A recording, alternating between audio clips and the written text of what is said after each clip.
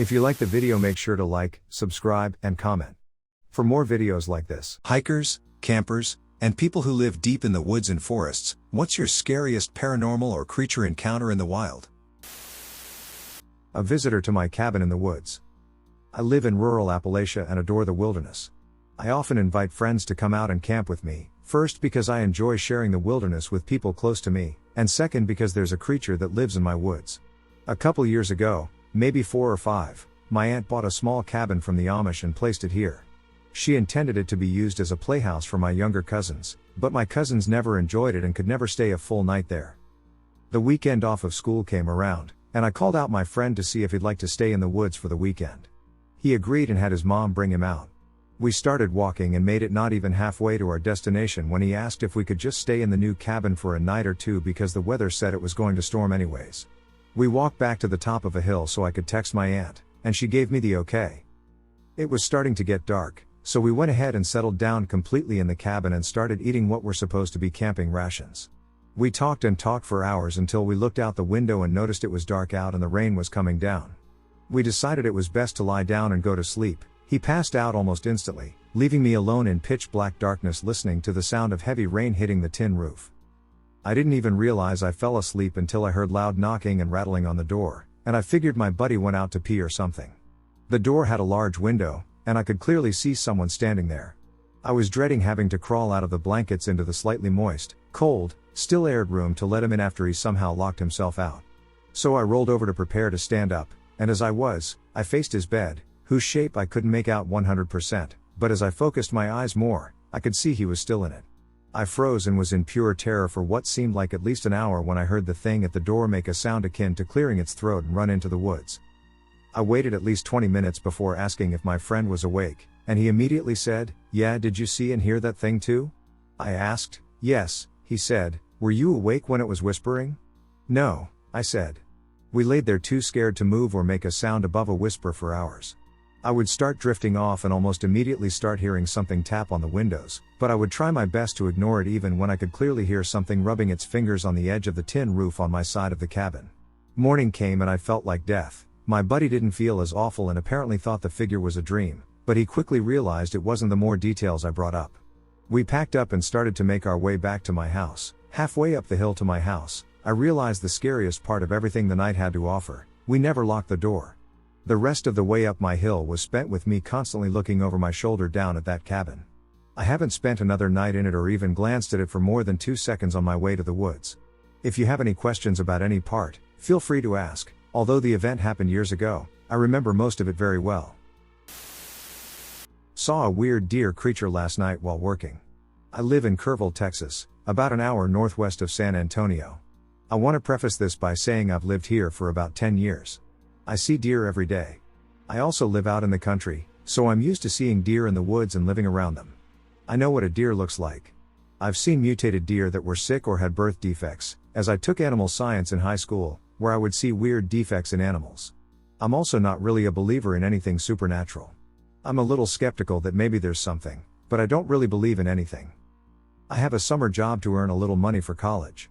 I'm 19 and will be going back in the fall. Right now, I work as a security guard for a camp in Hunt, Texas. I've been working there for about 2 weeks, and it's been very chill. It's an easy job. I just drive a golf cart around the camp from 12 to 4 a.m. the whole time I've worked there. I've never seen anything strange besides a few campers up at night. Yesterday was different. It was a quiet night like usual, and I was making my rounds around the camp. Around 3:40 a.m., I was driving back to the main area. There is a stretch of land between the main gate and the cabins where the woods are dense, and cliffs rise on both sides. While driving, I suddenly got the sense that something was watching me. I looked around, thinking maybe a camper was out, and then I saw something on a cliff about 15 feet away, staring at me. It was a deer. At first glance, it didn't look too different from a normal doe, but it was about 8 feet tall, and its body was much thicker than a typical deer. Normally, deer have proportional features. Their necks are thinner than their heads, and everything just looks balanced. But this deer was off. Its neck was thick, and its head was massive. It stood next to a tree, and both its head and neck were thicker than the trunk. Its eyes were strange, too, not in an obvious way, but in the kind of way where you can just tell something's not right. Almost like a poorly done taxidermy. I shined my flashlight at it, trying to rationalize what I was seeing. Maybe it was a large buck or a tree stump. But the more I looked at it, the more I realized this thing was real and not any of the usual explanations. A buff deer, an exotic species, or a weird stump, etc. I felt this sudden, uncanny sense of fear. Not fear for my safety, but the kind of fear you get when you know you're seeing something that doesn't belong. I slowly drove off, and as I did, it slowly turned its head to watch me, almost like how a camera pans in a smooth, precise motion. When I passed back through that area on my way out, I looked again just to check if it really was a stump or if I'd imagined it. It was gone.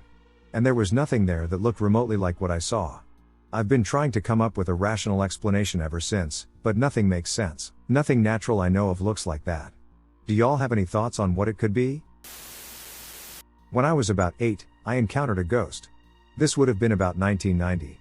My dad was working on a ranch in deep South Texas. Middle of God's nowhere. Mesquite trees and cactus as far as the eye could see. We were a mile from the highway down a dirt road and 13 miles from Freer, a little one-stoplight town. Remote and isolated is putting it very mildly. One summer afternoon, my dad sent me out to the truck to get some papers out of his glove box, because like any good cowboy, that was his filing cabinet. As I sat in the passenger side of the truck, I saw the silhouette of a man in a cowboy hat walk by the window. Which was odd, because the sun was shining from the other side of the truck. I freaked and ran inside and told my dad what I saw. Dad wasn't like most cowboys. He'd seen some stuff, and he believed in the supernatural. He listened carefully and believed I saw what I saw. He gave me hugs and reassured me ghosts couldn't hurt me. An avid journal keeper, he wrote everything down. About 6 weeks later we were driving in a back part of the ranch. This ranch was enormous. 80,000 acres. We hadn't been to that part of the ranch in a while because the roads had been washed out in a bad storm. Suddenly, Dad slams on the brakes and throws it in reverse. There by the side of the dirt road, 100 miles from anything, is a grave. It was a little cross made of branches tied together and stuck in the ground. There was a little piece of wood with a name, a date, and a town scratched into it. Called Border Patrol and the county sheriff on the CB radio. Near as they could tell, a group of migrants crossed the border on foot, and one of them died. Might have been a snake bite or heat stroke, it's impossible to tell from what was left. They buried him right there. The date on the marker was the date he died. They took the remains and shipped them back to the man's family in Mexico. That night, my dad sat me down and told me the date on the marker was the same date I had seen the ghost. He showed me the journal entry. Then he pointed out where he parked his truck. The road that ran right next to the truck, right where the ghost had been walking, was the same one, many miles away, where the man had been buried. Dad said he thought the man had been trying to tell someone, maybe the nearest person, where he was buried. Haunted by the Wendigo. This is a story from my childhood. I'm in my 30s now. I grew up in the Northeast US. My family liked to spend time in the woods, and we had a cabin and often stayed there in the summer. I had a very traumatic childhood. My grandpa died when I was 4, and I took it really hard. I completely stopped talking for about a month or so. I can't remember not talking, but I remember the nightmares. Night after night, I would have a terrible dream where I was alone in the woods, and I would try to find my way out, and I would run into this awful demon that had a deer skull for a head and something like a human skeleton for a body. Once I would see it, all I could feel was absolute loneliness, and I would wake up screaming. The nightmares continued for about a month or so, then they slowly faded away. My kindergarten teacher told my mom I probably could use professional help, but I started speaking again shortly after that, so my mom thought everything was fine. I never forgot those nightmares. When I was a teenager, I couldn't sleep one night, and I started watching this movie on TV at like 2 a.m. It was called Wendigo. Upon seeing the Wendigo, I almost experienced a panic attack. It was almost exactly what I saw when I was young. This depiction had a deer head, not a deer skull, but this movie was only made relatively recently. I read up on the Wendigo, and at the time I saw it in my dreams, I did feel desperately isolated and alone. It made me afraid to go in the woods by myself for years. You could try to rationalize it and think that I must have seen or heard about the Wendigo before having nightmares about it when I was little, but I don't think that was the case. Weird experiences in Yellowstone. Hello, I used to be in the Boy Scouts and have done a lot of hiking and backpacking deep in the woods. I have seen my fair share of odd things. What happened to me in Yellowstone National Park leaves me with questions and a slight amount of paranoia. Anyways, I'll begin by saying I was around 14 to 15 at the time and was completely sober. There were two things that happened that I can't explain, and I would like your guys' opinions. The first happened while walking along a ridge line to a campsite about 5 miles into the woods. Down to the left is a steep drop-off with very sharp rocks down near the bottom. At any rate, we got worn out and stopped to have lunch. I'm sitting on a rock looking down into the ravine and eating my sandwich when I notice movement in the rocks below. This is strange for 2 reasons. 1, there's no possible way to reach the bottom of it without having to literally fall down into it because there are no trails, and 2, there's nothing but jagged rocks and a few small trees, so it was confusing that anything was moving down there. At first I just thought it was some kind of animal. About 2 minutes later I'm still looking, and I see what appears to be a head and 2 eyes peering from behind one of the rocks. It was around 150 yards away, so I couldn't see it all too well, but it didn't look human or like any animal I've ever seen. Only its arm and torso were visible, which were jet black. It was very skinny and had very long arms. When it noticed I was looking at it, it ran behind the rocks, and I never saw it again. I have no idea what I saw, but I didn't mention it to anybody else, thinking I'd sound crazy and it had just been the light or something.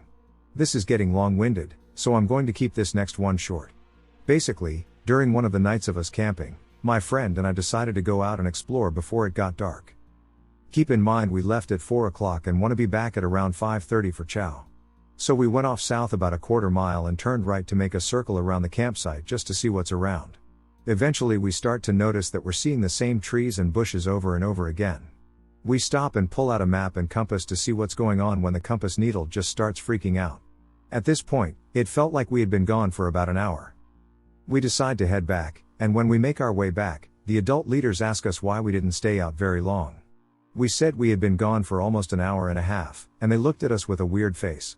They said we had only been gone 15 minutes, and sure enough, when we checked our watches, it said 4:17. We both were freaked out, but we said we just got lost and decided to come back, not wanting to sound crazy. These experiences keep me up some nights and drive me crazy when I try to think about what it could have been.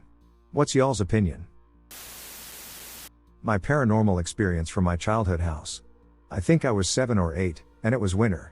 My parents always told me monsters and evil spirits are not real, and I believed them until something really, really strange happened to me. I was just playing in my backyard with my dog, and it was snowing like crazy. I think it was like a foot high or something. But where I lived it was kind of in the woods, far enough that you couldn't see your neighbors. Just trees and whatever wildlife you could find. I remember throwing my dog's favorite toy into the woods, watching him run off to a spot where I couldn't see him, and then he would bring it back to me for another round.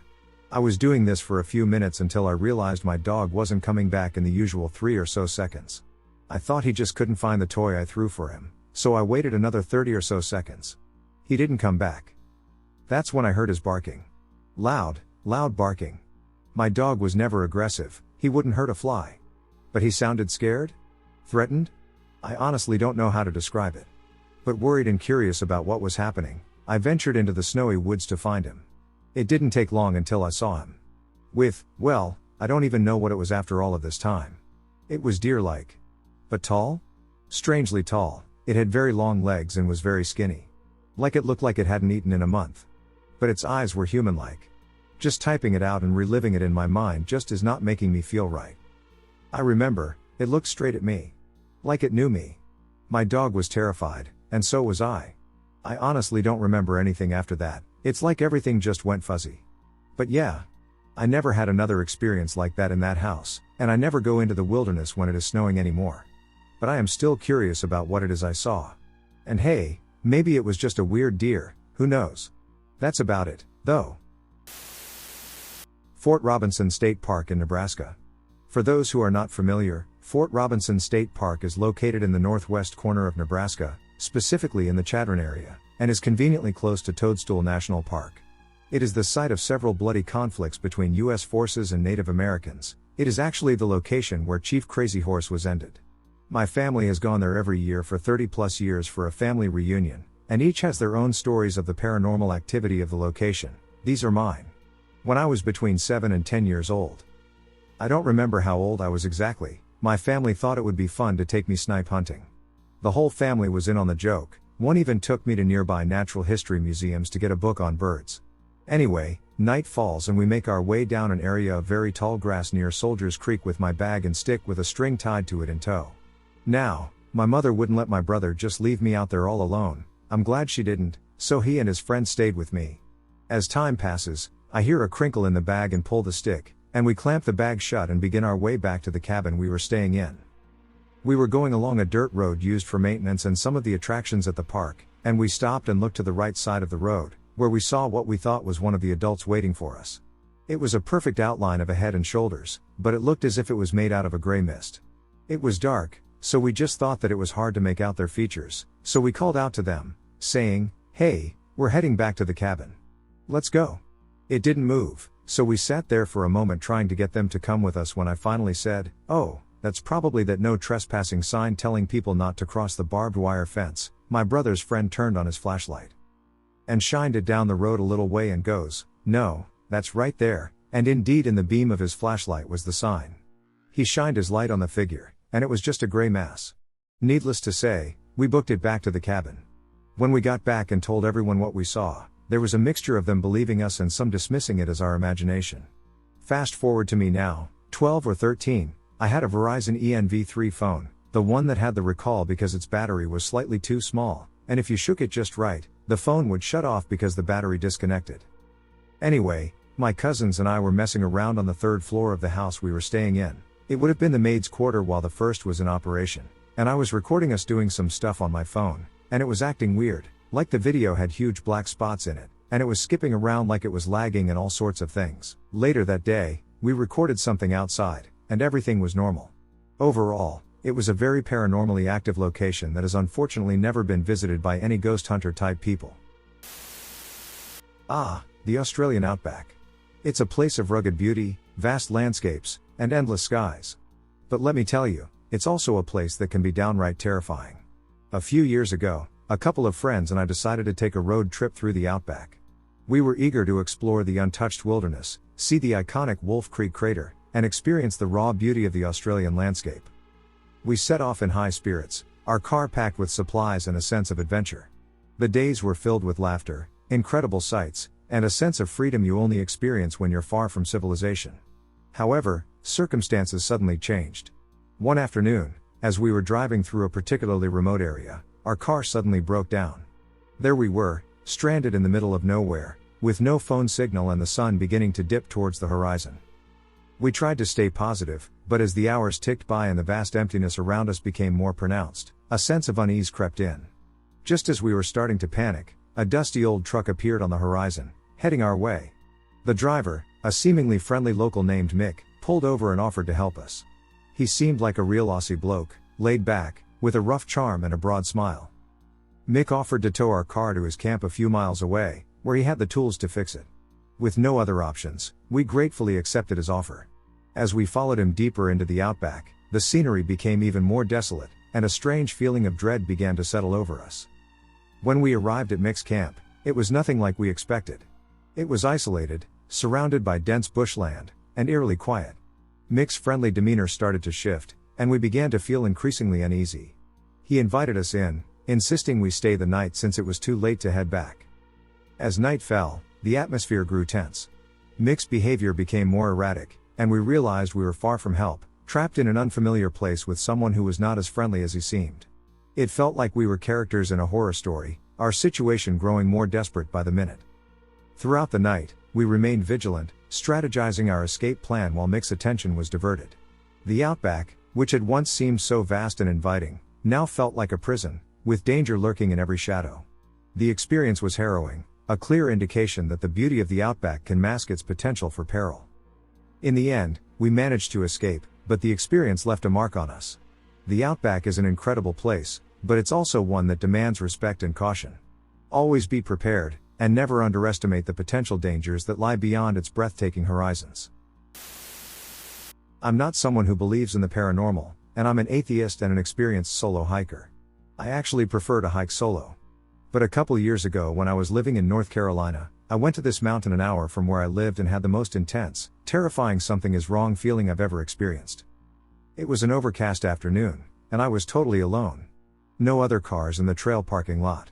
Nobody else on the paths. The moment I arrived, I felt uneasy. That's an understatement. I felt genuine fear, and I swear something was watching or following me, but I couldn't see anything. If you've been hiking in Appalachian, North Carolina, you know how dense those woods can be.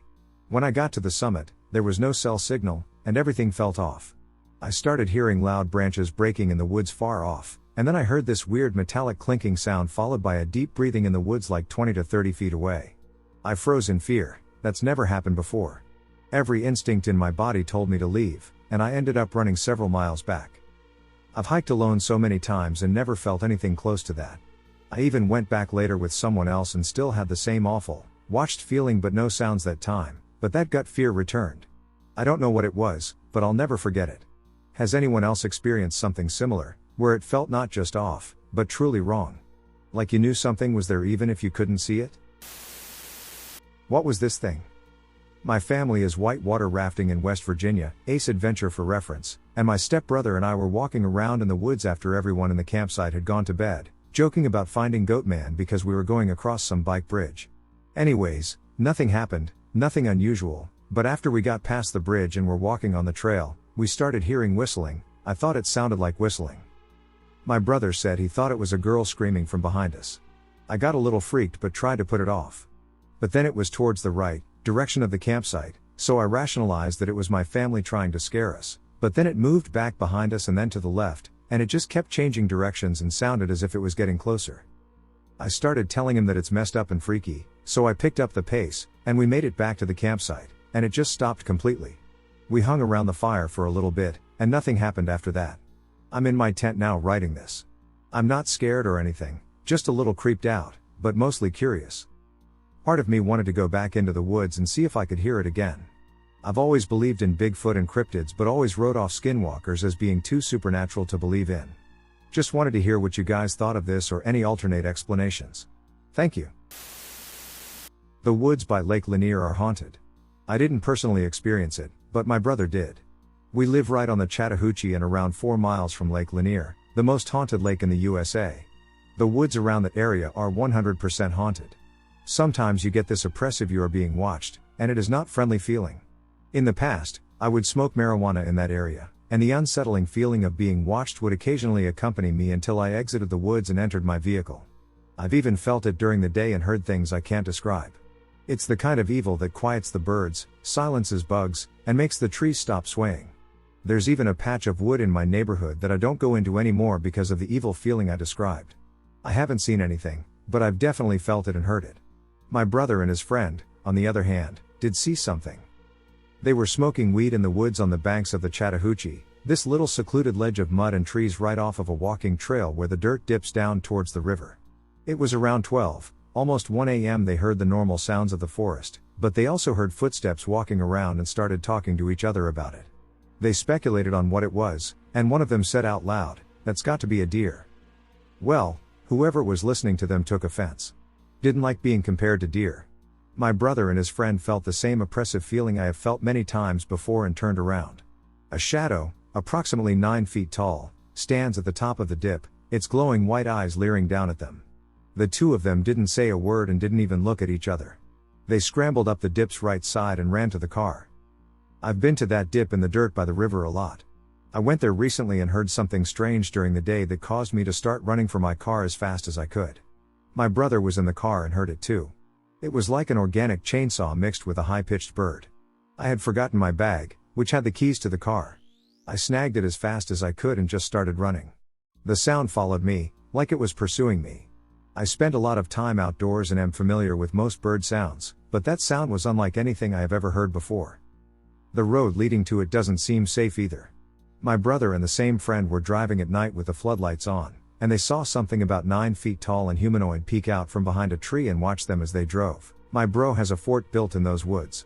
Last week I went to the fort at night with him and his friends, and he went on a speech about how nothing crosses the fence the fort was built up against. It almost felt like he was challenging whatever it was to cross the fence and do so. We all begged him to stop. That mentality wasn't good for the acid trip we were about to take. My gut tells me we will definitely be seeing more spooks. Weird experience in the woods. So this happened to me and my 2 buddies around 5 years ago. I used to live in the Northwest Territories in a fairly remote town, and I'm not sure if it's related, but I'm pretty sure the military was in my town at the time, which is unusual. Anyways, I went to pick up my buddies to go for a drive. It was late at night, and we thought it would be fun to go drive through trails in the dark. We were about 15 to 20 minutes out of town, driving through trails, when we stopped to have a smoke and use the bathroom in a random clearing. My two buddies were facing one way, and I was facing the other way as I was taking a leak when suddenly there was a burst of bright white light that lit up everything around us. One of my buddies saw it and said it looked like a lightning bolt, but there was no sound or rain or anything. All I saw was the trees light up in a bright white light. We left all freaked out, and on the way back to town, we passed by an old cell phone tower. It was about 100 feet away from the road with no trees leading up to it, but behind it was dense forest. In the tree line, not quite at the top but pretty close, we could see a light getting closer slowly. We stopped to watch it until a car came flying past us towards the tower. The light started to fade, and the car went speeding off. I decided to follow the car, but by the time I got to the highway, they were already gone. They were driving really fast. This is my first time sharing any of my paranormal experiences, but this particular one stands out to me because 3 of us witnessed it. Not sure if it's even paranormal or what the hell it was, but it sure was trippy. I have lots of other stories from family and friends about things they've seen in the north, but I thought I'd share something I experienced. If anyone has any idea what it was, please let me know. Thanks. An experience that has stuck with me for years. When I and my best friend were in Boy Scouts, we'd go camping twice a year. Like many Canadians, our group headed up north for this biannual wilderness sabbatical. This campsite was incredibly rural.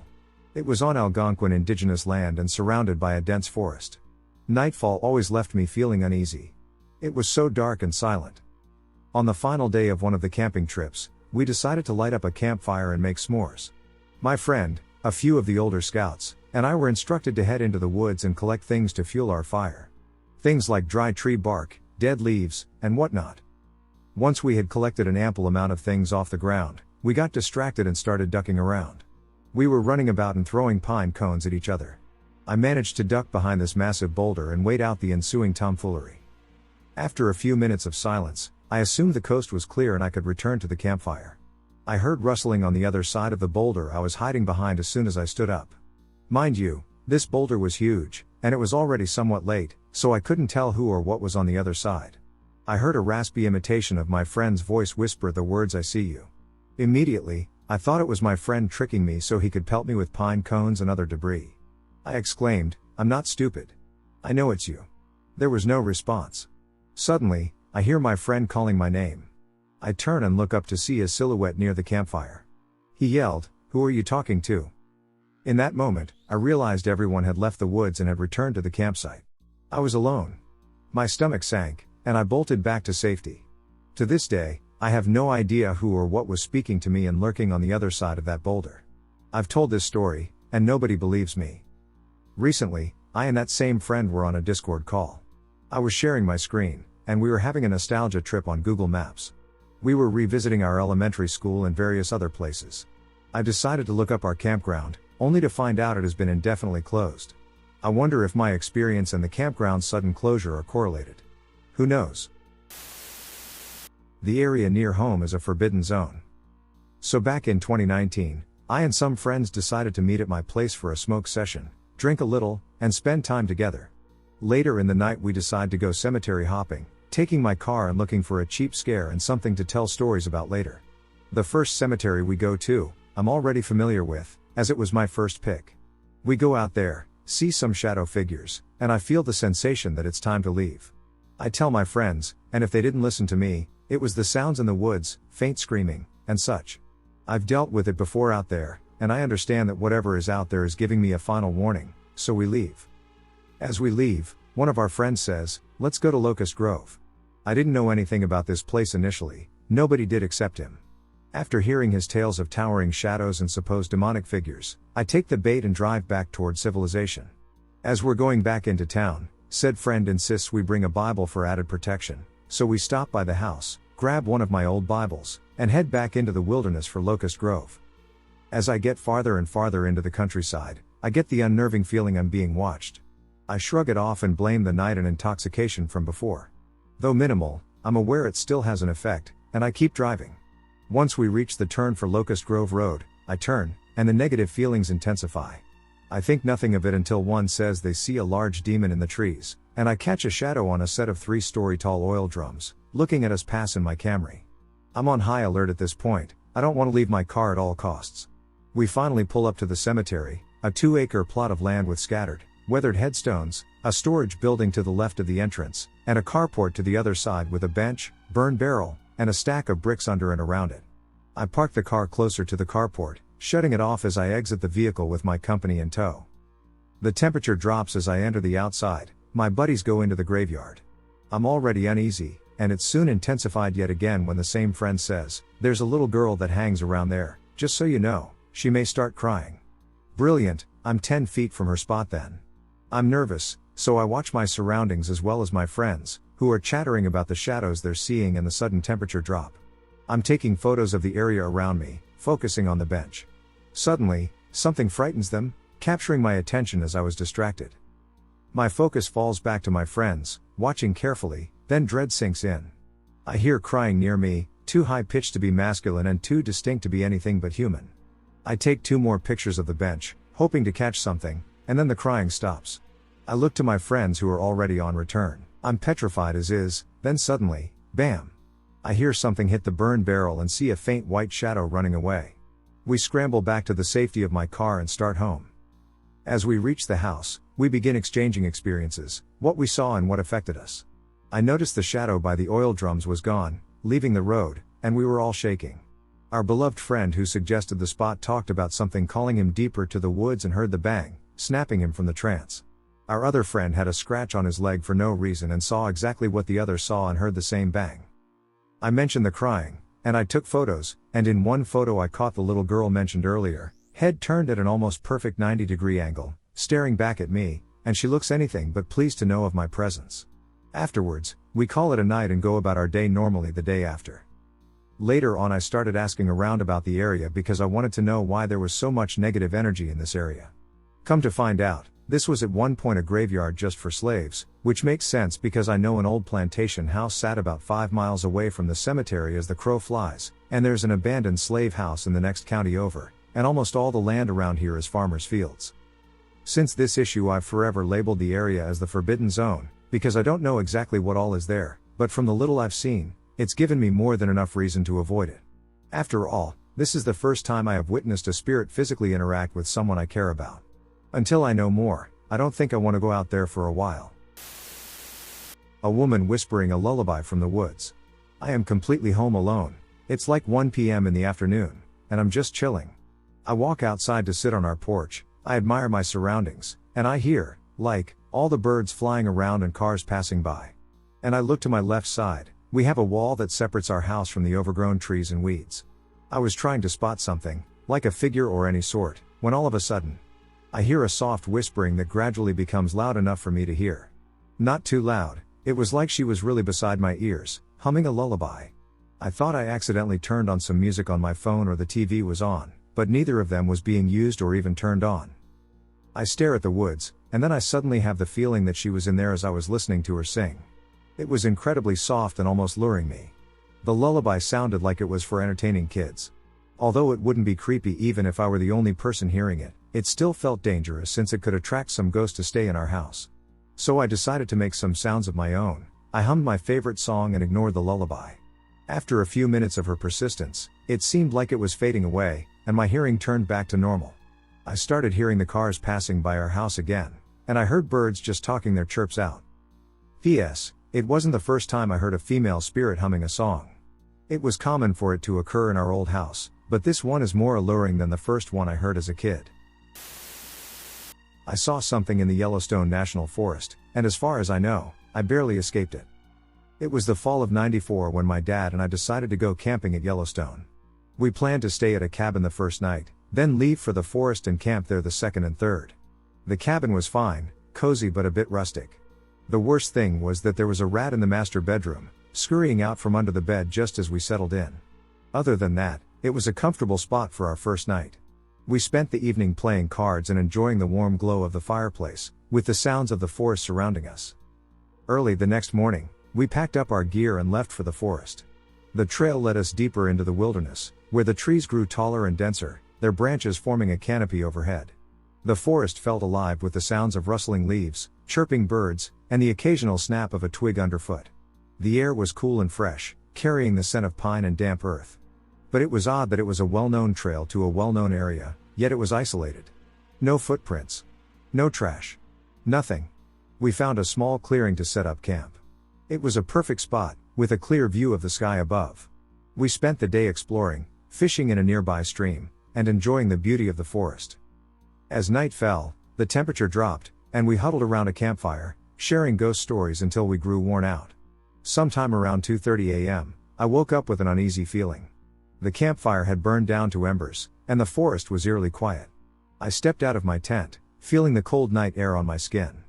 I walked to the edge of the woods to take a leak. As I was finishing up, I felt a sudden chill that wasn't just from the cold. I looked up and saw it, a face staring at me from a nearby bush. The face was pale, with a gruesome, toothless grin. But the worst part was the eyes. They were all white, with no pupils or irises, but they were bloodshot. They stared back at me, unblinking, just watching. Panic surged through me, and I broke into a sprint towards my dad's tent, glancing back over my shoulder. But when I looked again, the bush was empty. The face had vanished. I reached my dad's tent and threw open the cover, shouting for him to wake up. He instantly threw his head forward and rushed out of the tent, wielding a flashlight. I led him to the bush and described what I saw. He looked around, shaking his head, and told me there was nothing there and to go back to my tent and try to sleep. But then, as he glanced around the clearing, his face turned pale. I could see sweat beading on his forehead, and his eyes were wide open in terror. He grabbed my hand, trembling. "You know what," he said, his voice shaky, "let's just leave." I didn't understand why he suddenly changed his mind, but I knew he had seen something. He was frightened by something even more terrifying than what I had witnessed. I started to walk towards my tent to grab my stuff, but he stopped me, saying to leave it. Confused but trusting him, I followed him as we quickly made our way to the nearest ranger station. It wasn't far, and we had a flashlight, but I clung to him the whole way. When we reached the ranger station, my dad spoke to a ranger, describing what he had seen. I couldn't hear the conversation clearly, but I saw the ranger's face grow pale. He offered to escort us back to our car, and my dad accepted immediately. When we reached the car, we drove off without looking back. As the first light hit the car on our drive home, I asked my dad what he had seen. He hesitated for a moment, then told me. He said he saw the face, just as I had described. But what he said next is what has scared me in the 48 years since. When he saw the face, it wasn't in the bush where I had seen it. It was in my tent. Weird noise when hunting. I live in a small town with a population of less than 1,000 up in Ontario, Canada. My house is in the woods, so when the season comes, I get out hunting quite a bit. Anyways, a couple of years ago in October I was in the middle of the bush trying my luck for some early season deer. It was a mild fall that year, so I didn't really need to put on a bunch of layers until the winter, like 15 degrees Celsius or 59 Fahrenheit. It was an hour or so before dark when I got a chill that rushed over my body, and I could start seeing my breath, and I felt like I was being watched. As that happened, I heard a sound I can only describe as wind blowing through metal tubes in a rhythmic tone. It went on for a couple minutes and then stopped. For whatever reason I was paralyzed while it was happening. Not in the sense of being too scared to move, but something came over me where I physically couldn't move. I can only liken it to when you get sleep paralysis, but I wasn't sleeping at all. I told one person about this, and he looked at me like I was insane. I never even told my wife because I don't know what it was or what it means. I'm not a religious person, and I'm not one to believe in monsters, but I genuinely have no idea what that was. I'm sharing this story because I'm wondering if anyone else has a shared experience that could give insight as to what happened to me that day. I still think about it years after it happened, and it's never happened again since. When I was around 14 years old, female, my family, my mom, dad, 2 brothers, and 2 sisters, traveled to the north side of town to Apex Park in South Australia, a huge park with a tennis court and a nature reserve sort of thing behind it with a river running into a little lake there, to visit some extended family for lunch. At this age I struggled heavily with depression, so I enjoyed wandering off with my headphones to explore and get lost in my imagination. I had walked along the little boardwalk that leads you across the river and into the nature park part of the area. It was a long dirt crossroad with a huge dead tree in the middle surrounded by scrub. I was wandering down the track listening to music when a tall, well-dressed man in a blue shirt stepped out, completely clean, from where the swampy marsh was. I stopped and took my headphones out to tell him he scared me, and he apologized before smiling and walking the other way. I thought nothing of it at first but was kind of suspicious of how clean he was. I continued down the path until I got to a bridge and a water plant. I figured if I went too far I'd be out of reach of my family, and that guy was still at the back of my mind, so I turned around and began to go back towards my parents. Because of the dirt, I was at an angle so I could see ahead before whatever was ahead could see me. Standing in front of the dead crossroads tree was the guy in the blue shirt, GIB, talking to a really dirty looking, short guy, SG, and pointing in my direction. Alarm bells went off in my mind, so I hid behind a tree and watched SG wander down a trail next to the one I went down, looking around in the bushes and stuff. I scanned the area for the gib, but he was just gone. Like, nowhere to be seen. So I ducked around the tree and hunched as I ran past the trail opening and speed walked to the dead tree. I stood there for a second scanning again for the guy, but I couldn't see him. There weren't even shoe prints in the mud at the base of the tree. The other side of the crossroads led to a little bit of scrub and then houses. The houses had huge 6 to 7 feet tall wooden fences, but the trees behind them were pretty, so instead of running back to my family like I should have, my dumbass wandered over about 5 feet away from the fence to take photos. This is where the crawler comes in.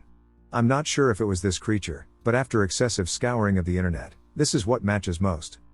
Everything went silent, no bugs, no birds, no horses from the neighboring paddocks, even the wind stopped. Then I heard what sounded like a fly screen door opening and shutting and then silence for about 10 seconds. I continued to take photos until I saw something pale gray move in the corner of my eye. I turned to watch 2 huge hands with long, skinny fingers fold over the fence, and slowly, the head of a hairless, bone-skinny, tall AF creature peek over to look at me. It only peeked over about half its head, but it didn't look like it had a nose, and its eyes were a huge glowing white/yellow color. It stared at me as I stood there frozen for what felt like forever but in reality was probably only 5 or 10 seconds before its head snapped to the side. I turned my head to see what it was looking at, and the gib was about 4 feet away from me. I turned and speed walked toward the tree, temporarily glancing down at my phone for 3 seconds before looking up to see him charging toward me, not running, but obviously striding in an effort to catch up with me. I stayed calm and speed walked across the boardwalk. I didn't run because he was bigger than me, and if I let on that I knew and started running, he would have caught me or pushed me into the lake. I only started sprinting when I could see my family, and I heard him start to run behind me. After I got back to my family, my aunt told me the gib had been circling us all since we got there and had been watching me for at least 2 hours before it happened. To this day I've never been able to explain what I saw or what it was. I just know that if I hadn't seen the guy walking toward me, I don't think I would have been able to get away. I've seen something in the forest. Could it be a Wendigo or a skinwalker? I need some insight, or someone who has experienced the same thing. So I lived in a small town, and our house was located down a long dirt road with trees on each side and large farmer fields behind them divided by your typical metal wire fences. Well, one evening, I and my friend decided to take a walk while the sun set to get our daily exercise and kill some time and enjoy the view. Sometimes our neighbors' cows would get out of their fence, and we would have to round them up and lead them back into the gates. My friend was walking in front of me a fairly decent distance away, and for some reason I looked behind me, and all I could see was reflective eyes from the trees. I did not think anything of it except that it was a cow that had gotten loose again, and the atmosphere didn't seem off by any means. So I go over to the spot where I see the eyes, and I come to a complete stop, and I witness this long, skinny creature standing there hunched over with no genitalia, no expression, gray skin, no nose, and these sunken, almost black eyes. I did not feel fear, but I was in shock, and I felt as if I was almost unable to move. The creature must have been looking at me the whole time because he did not break eye contact, and his head was in my direction, even when my friend came running up. When he came up, we ran off as fast as we could, and I never looked back. Some people say it is a Wendigo or skinwalker, but it didn't try to attack, and it didn't make any noises. Someone explain, please. Turns out, I was not alone. Alright, so this incident happened to me a few weeks ago, and after discussions with my partner, I've decided to share my experience with you all. So, near my workplace are a few abandoned houses. These aren't deserted city homes, but rather homes nestled in the forest. The acreage these houses sit upon abuts my employer's property, which is why I even know about them. From what I understand, the homes are owned by one family, and for reasons unknown, they left 4 of them in the forest without taking any of their belongings. I'm talking garages and bedrooms full of stuff. And just one day, they left. And never sold the property. Therefore, the homes have been left to decay for the past 20 to 30 years. Though these houses are very isolated from the nearest road, local kids are aware of these houses. Over the years, local kids have frequently gathered to party in those houses. Vandalized the absolute hell out of these homes. Beer cans and broken glass and spray paint tagging. But can you blame them? I've explored these houses many times with coworkers. And each time we've explored, nothing scary or paranormal has occurred. Just your regular, abandoned house stuff. It's obvious the local kids have pillaged these homes. I opened drawers and rummaged through every closet in search of hidden treasures. A few weeks ago, I decided I wanted to go for a nature walk and revisit these houses. It was a bright sunny day, so I went for it. Being alone during the walk, I realized in hindsight that this was a bad idea. Once I got to the houses, I paused and took in my surroundings. Listening to the nature all around me. I could hear squirrels scuttling through the forest. Birds singing. Bugs buzzing. Deer in the distance. The woods being very alive all around me.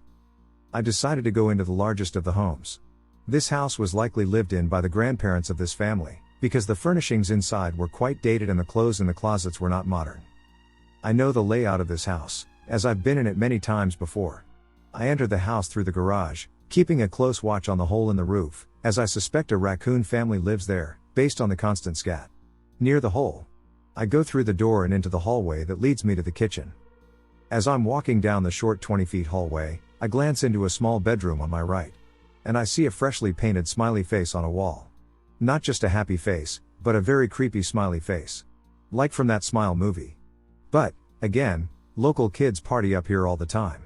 So I think nothing of it and continue walking to the kitchen. The kitchen is the center of this home. From the kitchen I have three options. Continue to the living room that connects to the wing of the home that overlooks the pool, go down the cracked door to the basement, or head upstairs to the bedrooms. Behind me was the kitchen table and windows overlooking the yard. As I paused to ponder where I wanted to go, something happened. Out of nowhere, an overpowering feeling of dread came over me. And every single hair on my body stood on end. It was the feeling of something being behind me and on top of me at the same time. Like I was less than a second away from being attacked by an apex predator. Upon realizing I was feeling this way, I remained still, and I held my breath and listened, and I could hear nothing. Zero sounds to indicate something was there. But nonetheless I was shook, so I slowly but hurriedly exited the house the same way I had come in, down the hall and out the garage. Once out of the house, I walked to the overgrown lawn so I could peer into the kitchen and see the whole house simultaneously. I pause again to observe and listen. The feeling of something being behind me I felt in the kitchen was now a feeling of something being in front of me. Something in the house. Seeing me? It was then that I realized. I couldn't hear anything, no birds, no squirrels, no bugs, nothing. No life. All of the forest life I had observed a few moments ago was gone. There was an eerie stillness all around me. That stillness, that silence, and the feeling of something in the house seeing me was enough. I left. After that I walked away from that house and felt like I was being followed for the first 100 yards or so, but again, no sound. It wasn't until 400 yards or so that I began to hear wildlife. Once I was a good distance away, I called my partner and explained to her in a hushed tone what just happened, and she forbade me to ever go back to that house. Obviously I agreed. I made it to my truck. I was safe. In conclusion, I have never ever experienced anything like that in my life. But I will never go explore those homes again. Whatever was in there stayed there. Had I stayed in that kitchen another minute, I'm really unsure what would have happened to me. Now I didn't see anything. Hell, I didn't even hear anything. But what I felt in the core of my being, was a malicious presence that intentionally let me know it was observing me. And frankly, just typing this has my skin crawling. And now I can't shake seeing that smiley face on the wall. Its grin was certainly sinister. That's all. That's my story. Take it for what it's worth. Stay safe out there. An unknown entity followed me from Lake Shawnee amusement park. A few years back during my junior year of high school, I was in a tourism class at my vocational school. It was a lot of fun, honestly. I and my buddies got to go on trips while others were stuck in class. In mid-October of 2017, we went to Pipestem in Pipestem, West Virginia. The first day was pretty standard as far as a trip can go. I and the guys had our own cabin out in the woods, and the girls had the same accommodations. The next day, though, things got really weird. We were bored in our cabin the following night, so we decided to head to Lake Shawnee. It was an amusement park built on an Indian burial ground that operated back in the early 1900s. It was shut down in the late 60s, I believe, after a child drowned in the lake. We waited till after dark and then headed over there because it was only like a 10-minute drive. We're laughing the whole way over there, just acting like dumb teenagers. As soon as we pulled near the tree line the park played just beyond, something felt off. All the joy was sucked out of me. I just felt like we weren't welcome there. The park has two attractions: the Ferris wheel and the swings. Basking in the full moon, the park looked hauntingly beautiful.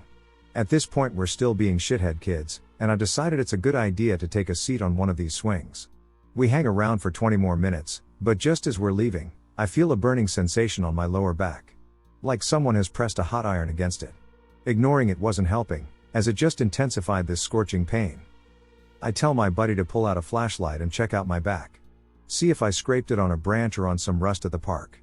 Sure enough, 3 distinct claw marks ran the length of my lower back. It made all the hairs on my body stand up. I felt like something was there, hovering over me like a dark cloud. We get back to our cabin, and the scratches are nowhere to be seen at this point, but I wasn't feeling any better. I felt like I was a passenger in my own body, like I was in third person. There was something malevolent, I could feel it. But I was tired beyond belief at this point, so I went to our room and crashed on the bed. At about 3 a.m. that night, one of my buddies calls from the living room. His voice was trembling. I and my 2 other buddies in the room go to check on him. The front door was wide open. He looked gaunt and drenched in sweat, with an appearance like how I felt only a couple hours earlier. He explained he was fast asleep on the couch when he felt a cool breeze across his face. Sitting up and seeing the seemingly endless wilderness outside our cabin.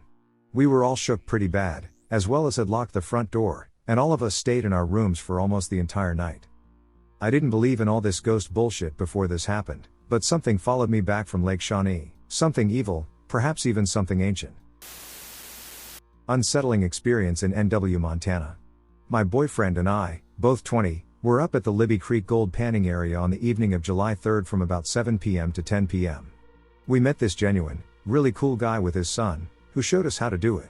We just did a road trip in gold pan and wanted to pick it up as a fun hobby. Super cool family and helped us for like 2.5 hours. He took us down to an area he had a claim on. We had parked at a pullout down the Libby Creek Road where the first bridge is, both my boyfriend and I and the man and his son, so 2 cars parked there. The man started telling us about how he and his son found a human arm down the path where we were. Now I know this sounds ducking insane, but the son swore he saw it too, and he was only about 10-11. Telling us about how lots of people go missing up here in the woods, and no one ever hears about it or finds them again. Apparently there are tons of people living off the grid that don't want to be found for many reasons. The government estimated over 10,000 people after some of the latest wildfires. The guy wasn't weird or creepy at all, just genuinely trying to let us know the possible dangers of what's out here. Halfway through the evening at about 8:30, I went to grab a sweatshirt and saw a dark gray truck with a hardcover canopy on it drive by with dogs barking. No big deal. I grabbed my sweatshirt and then went back to our spot down in the creek. The man and his son left around 9:30, and we went back up to our car at 9:35. My boyfriend wanted to check out a different area on the other side of the bridge, so he headed down there, and I stayed in the car. It's important to note this area has decent light until about 10:15:30. He starts walking back up not even 5 minutes later, saying he got this feeling he was being watched. Meanwhile, when I was in the car, I had the same feeling. I'm not a superstitious or anxious person, but I felt scared for my life, and I had no clue why. It just came out of nowhere. Seconds after he's back in the car, the same exact truck that I saw earlier drives by, then stops halfway on the bridge for about a minute. The guy backs up, kind of blocking us into the pullout we're in, and gets out of his truck and starts asking us what we're doing. My boyfriend tells him we're just leaving and asks if he is the landowner just so we can be respectful and let him know we're on the way out. He says no and that he's going fishing in the area with his dogs, but at 10 p.m.? We're not local to the area, living over the border in Idaho, but this just seemed odd to us. He got back in his truck to back out more, but then stopped again and started honking at us when we were turning around about to leave. He got out of his car again and said, "Are you guys looking for something?"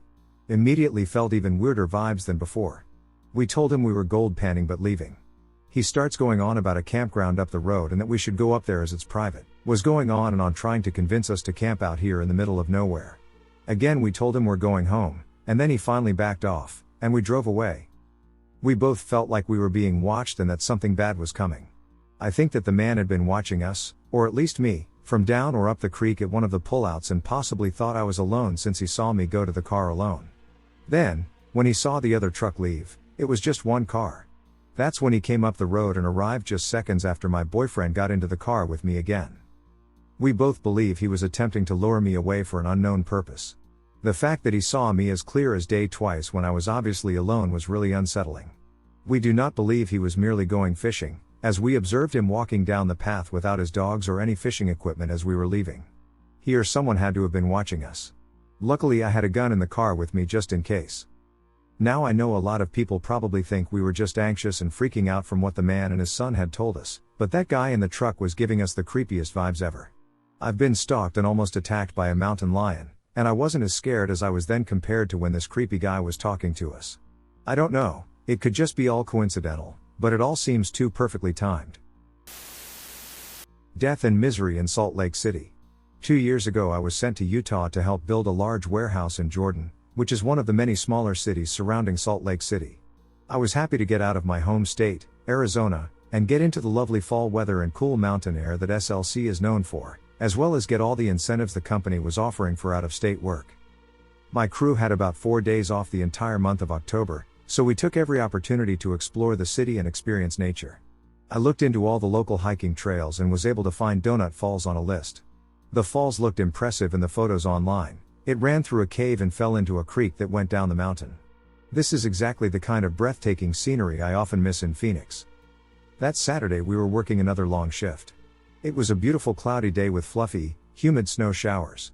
We got out just after noon, and I invited my 2 co-worker buddies to come along. I returned to my hotel, did a quick change into casual winter wear, canvas shoes, jeans, and a sweater with layers, and met my co-workers downstairs, where we all piled into my car.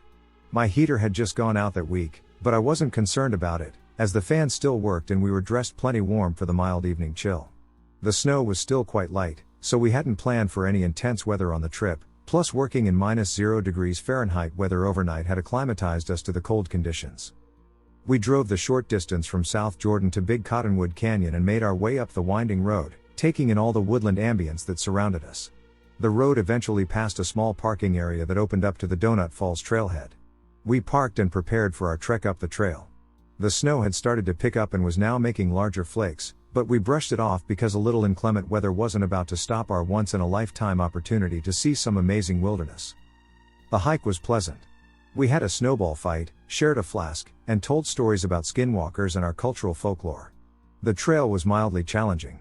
It followed a creek up the canyon, crossed it several times, and even wove through trees and light brush.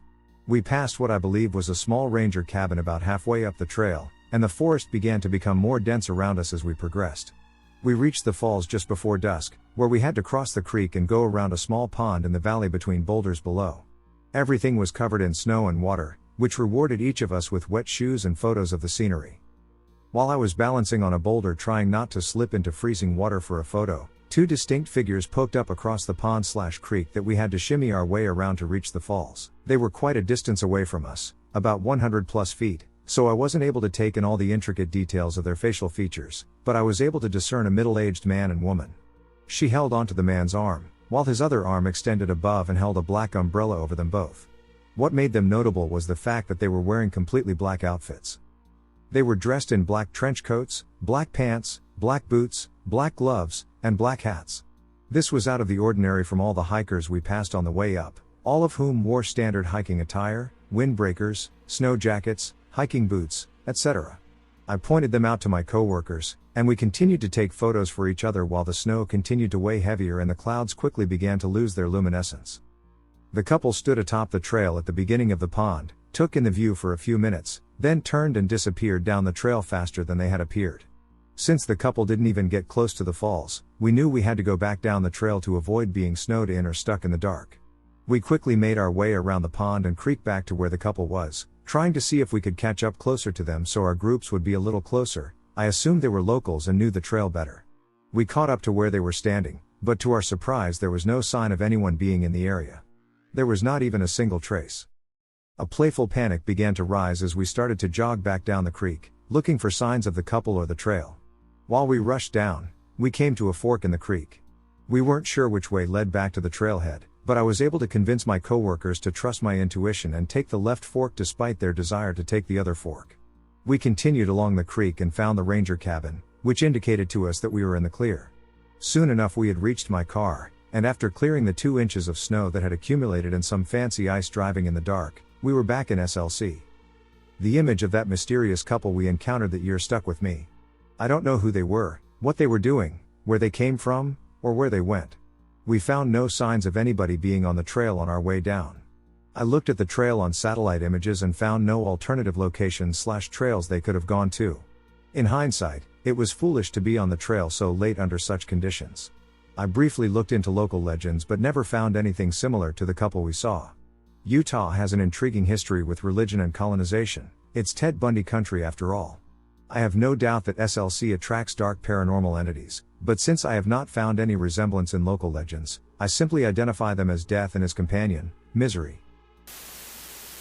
Working at Osborne Gold Mine in 1994, Australia, 5 of us had to drive to Selwyn Mine a couple of 100 km away.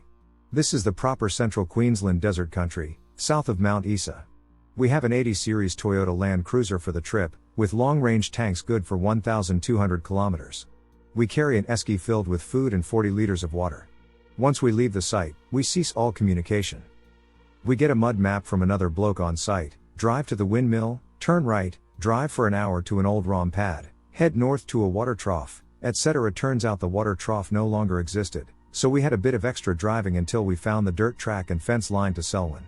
All good. We stay the night. A bloke gives us a better mud map for the return journey. Head west 80 kilometers from Selwyn to a water trough, go through the gate, head south, blah blah blah. The track out west from the site is good, so we can't miss the trough, we're told. We reset the trip meter to 0 so we know when 80 kilometers ticks over. Begin driving west along the track that leads from Selwyn. We hit 80, no water trough in sight, 85, nothing. 90, 95, 100. Ducking mud maps. We see an Aboriginal sacred site fenced off just off the track. We decide to check it out, and as we're having a drink, I turn around to see one of the blokes taking a piss through the fence. I yell at him that he's ducked us up now. We all pile in the vehicle, and it's got a flat tire, and we've only got one spare. Joy. We have a chat now about whether we turn back or keep going to find this track south to Osborne. We keep going. I grew up on a station, so I'm fine being out there. One other guy is cool because he grew up in PNG's Highlands. The other 3 are proper city people and are starting to stress. We keep driving west, continuing further in that direction. We end up on the yellow grass plains. The 3 stressed heads think we're lost. My old mate and I know we're not lost, just misplaced, because if we keep driving west, we'll hit the Burke River at some point. Then further west is the railway line to Phosphate Hill. Continue our journey westward until we reach the road south to Osborne. But we're down to 30 liters of water, 5 blokes, 2 meals each, and no spare tire, and we're driving on a barely discernible track. We come across 3 ringers on their way to a job heading east. They're drunk as duck on Bundy, driving for about 10 kilometers before each breakdown. It turns out they were so drunk they didn't see the Burke crossing had washed out. They drove 15 over the edge into the sand and broke the fan belt. They'd been stitching it together, driving a bit, breaking it, stitching it, and repeating. But they had plenty of Bundy and food, so they were happy. We eventually hit the Burke, it was dry, and the crossing was washed out.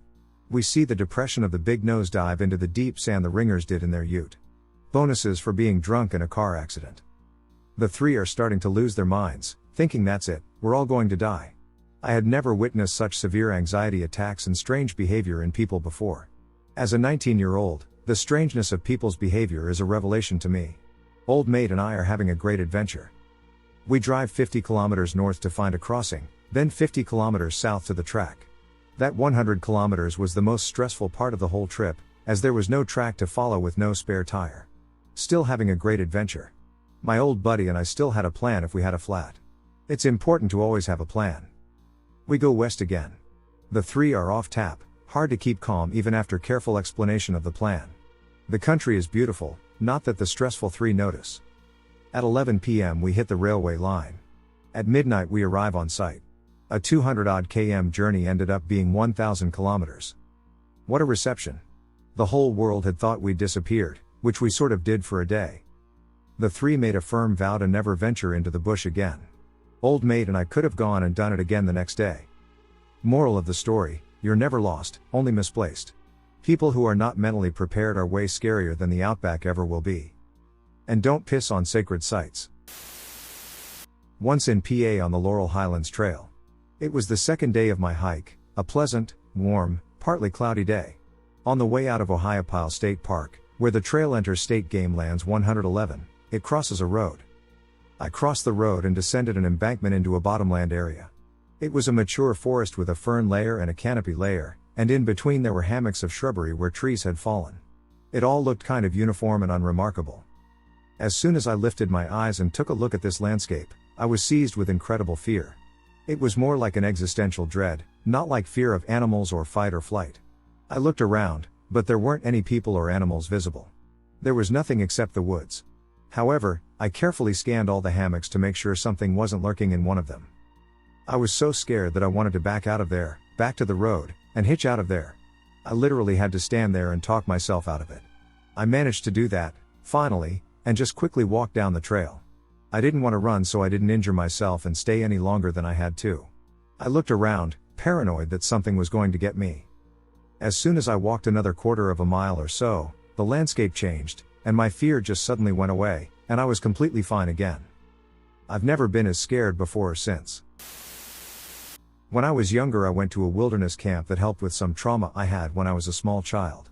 On that day, a group leader, whom we will refer to as Mr. B, was on duty. This is important for later. That day was relatively uneventful, so when we had our nightly group meeting, we were just talking about what we were going to do on our home visit. The fire had gotten pretty low, and everybody except me had moved closer. I was sitting against a log, and out of the blue I heard a growl, and I felt a hot breath on my neck. I freaked out and stood up and explained what happened, but everybody just brushed it off. I eventually settled down, and my rational mind told me I had just imagined it. After the meeting I went to bed. I woke that night, which was very unusual because I was always exhausted due to the hiking and all. At nighttime, they placed a lantern in front of each tent to prevent us from wandering off. The light was casting in, but at my doorway there was a figure completely blocking it. I immediately jolted completely awake, and I was quiet for a moment. I felt some really bad energy in the air, so I was a little spooked. I thought Mr. B was in my tent, so I called his name. The figure just shifted and moved slightly closer. At this point I was terrified, so I pulled my flashlight out and shined it directly at the figure. I expected it to disappear if it was a shadow, but instead of disappearing, it absorbed the light. I was really scared, so I yelled for the nighttime group leader, and he rushed to my tent. He brought the lantern, and when he opened my tent door, the figure disappeared. He checked on me, and I said I was fine. When he left, everything was fine, so I just went back to sleep. The incident was probably my most direct paranormal experience. I was really freaked out, and from that moment until I left, I felt bad energy at that campsite. I saw my doppelganger in Denali National Park in Alaska. Okay, so this is an experience I had that occurred in April of last year, almost an entire year ago. My mother is a traveling nurse and often gets assignments in Alaska and other less populated states, so I usually travel 3 to 4 times a year to go see her. This was my first time going to see her in Alaska. She was staying in Fairbanks for 3 months. While she was at work, I would take her rental car and explore Fairbanks and the neighboring area/towns. Side note, Alaska is very sparsely populated, and towns of just 1,000 or more are considered somewhat large. One particular day I decided to make the long day trip to Denali State Park via AK Highway 3, or Parks Highway as it's often called. It is a long, windy, stretching road connecting Fairbanks to the outskirts of Anchorage, Alaska's largest city. Along the highway from Fairbanks to Denali State Park, you pass through 3 or 4 towns, the largest of those being Nenana, which only has a population of 365. Once you get out of Fairbanks, it gets really lonely. I remember driving 40 to 50 miles without passing a car. You forget you're in the middle of nowhere as you admire the beautiful landscape and the snowy, icy mountains. When driving through this area, it's rare to find a reliable phone signal. It was a weekday and off-tourist season in Alaska, so most of the vehicles I passed were log trucks or semi-trucks and the occasional regular motorist. It was early April, and there was still heavy packed snow on the sides of the roads and in the forest/valley, but the roads were completely clear. From Fairbanks to Denali National Park, it is a 4 to 5 hour drive depending on road conditions. My main goal was to see Mount McKinley, the tallest mountain in North America. I hadn't really researched much of how to see it, and it was harder to see it in April than in the summer months. There is a road that leads into the national park where you can see a view of Mount McKinley, but I had passed it not knowing whether the road conditions were good. I had looked on Google Maps, and it showed there was something like a scenic view/overlook that you see on American interstates sometimes. I assumed you may be able to see Mount McKinley from there. If you go on Google Maps, It is across from Byers Lake Campground. The campground appeared to be closed/desolate, but there were no gates or anything to stop me from entering the area. It was at this point that I completely lost cell reception, and my GPS on my phone wasn't working. As I pulled into the campground area, there were probably 16 to 24 inches of snow on some of the roads there. Some of the roads had been plowed, so I assumed there had to be people visiting, but there were no cars or anyone in sight. There are plenty of winding roads that almost resemble a maze and lead to dead ends at this campground. Now for the entire 4+ hours I had been driving, not once did I have any uneasy or bad feelings/vibes. When I am usually in desolate areas, especially the desert, I have really bad vibes, but it wasn't like this in Alaska for some reason. That had changed about 30 seconds into entering the campground area. Maybe it was the fact that I was turning into some abandoned campground, or the fact that I completely lost cell reception, but something didn't sit right with me. But I was determined to see Mount McKinley, and I was trying to focus on that and find a good place to take some cool pictures. I drove down these winding roads and hit dead ends, and then suddenly it started to get really cloudy. I was getting more frustrated at not finding an area to take some pictures, and then I realized I was lost. It is not far at all from the main highway, but I was lost. I started to get really confused about where exactly I was, and my GPS wasn't working. So I started to panic a little. I made my way down this dirt road to the lake, and there was a large opening. My bad feelings went away temporarily because the view was beautiful. The lake was completely frozen, and behind it in the background was a small snowy mountain. The scene was just something straight out of a National Geographic magazine, so I stepped out to take some pictures. I stood there for a few minutes just admiring the beauty of the Alaskan wilderness and was looking at my pictures to see if they were good when I heard this scream in the distance. It was a close scream, but it sounded muffled, almost like something was able to control the volume of their voice to make it seem far away, but in reality it was close. My heart started racing as I looked around to try and figure out what it was. I was scared and confused, but my body told me to run to the car and leave. I felt like I was being watched, and all the hair stood up on my arm. I was wondering if it was a bobcat or mountain lion because they are often mistaken for women screaming. I look out on the far side of the lake and see this person wearing a light orange jacket and jeans. They had a green beanie on their head. I waved at them, and they waved back immediately. Then this overwhelming feeling of dread and terror entered my body. I was wearing a light orange jacket, jeans, and a green beanie. The person had brown skin like me. I'm half Filipino/white.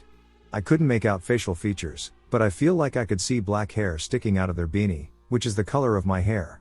I just stood there for a few seconds frozen in shock and fear, and then I noped the duck out of there. I hightailed it up the hill to my car and basically did a donut in the snow, spinning tires trying to get out of there. I started panicking and was trying to find the exit. I saw a sign that was almost completely covered in snow, except for an arrow pointing to the left, which led me to the first part of the campground. It was a bathroom facility and office and had a veterans memorial statue. There was this white owl just perched on top of it, staring at me with its head just sideways, like bending over.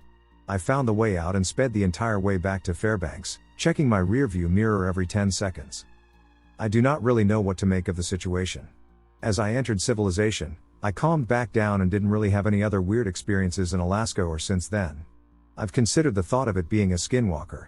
One of my friends said I probably survived a 411 case, which wouldn't surprise me because there have been many missing 411 cases in Alaska. The time I saw a Wendigo. First things first, this incident happened to me when I was around 10. I've lived in Idaho all my life and spent a lot of time outside or in the wilderness as a kid. My grandparents would take me camping, and my older brother and I would always hike up whatever trails we could find to get a view of the sunset.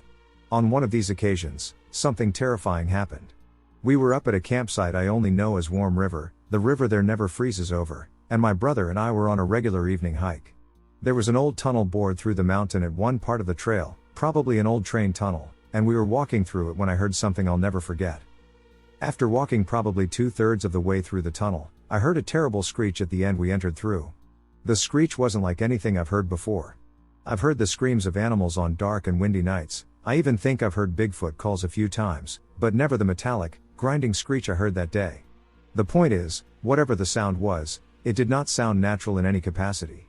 I probably jumped 5 feet in the air when I heard it, and my brother shouted a few choice curses before shooing me quickly to the exit of the tunnel.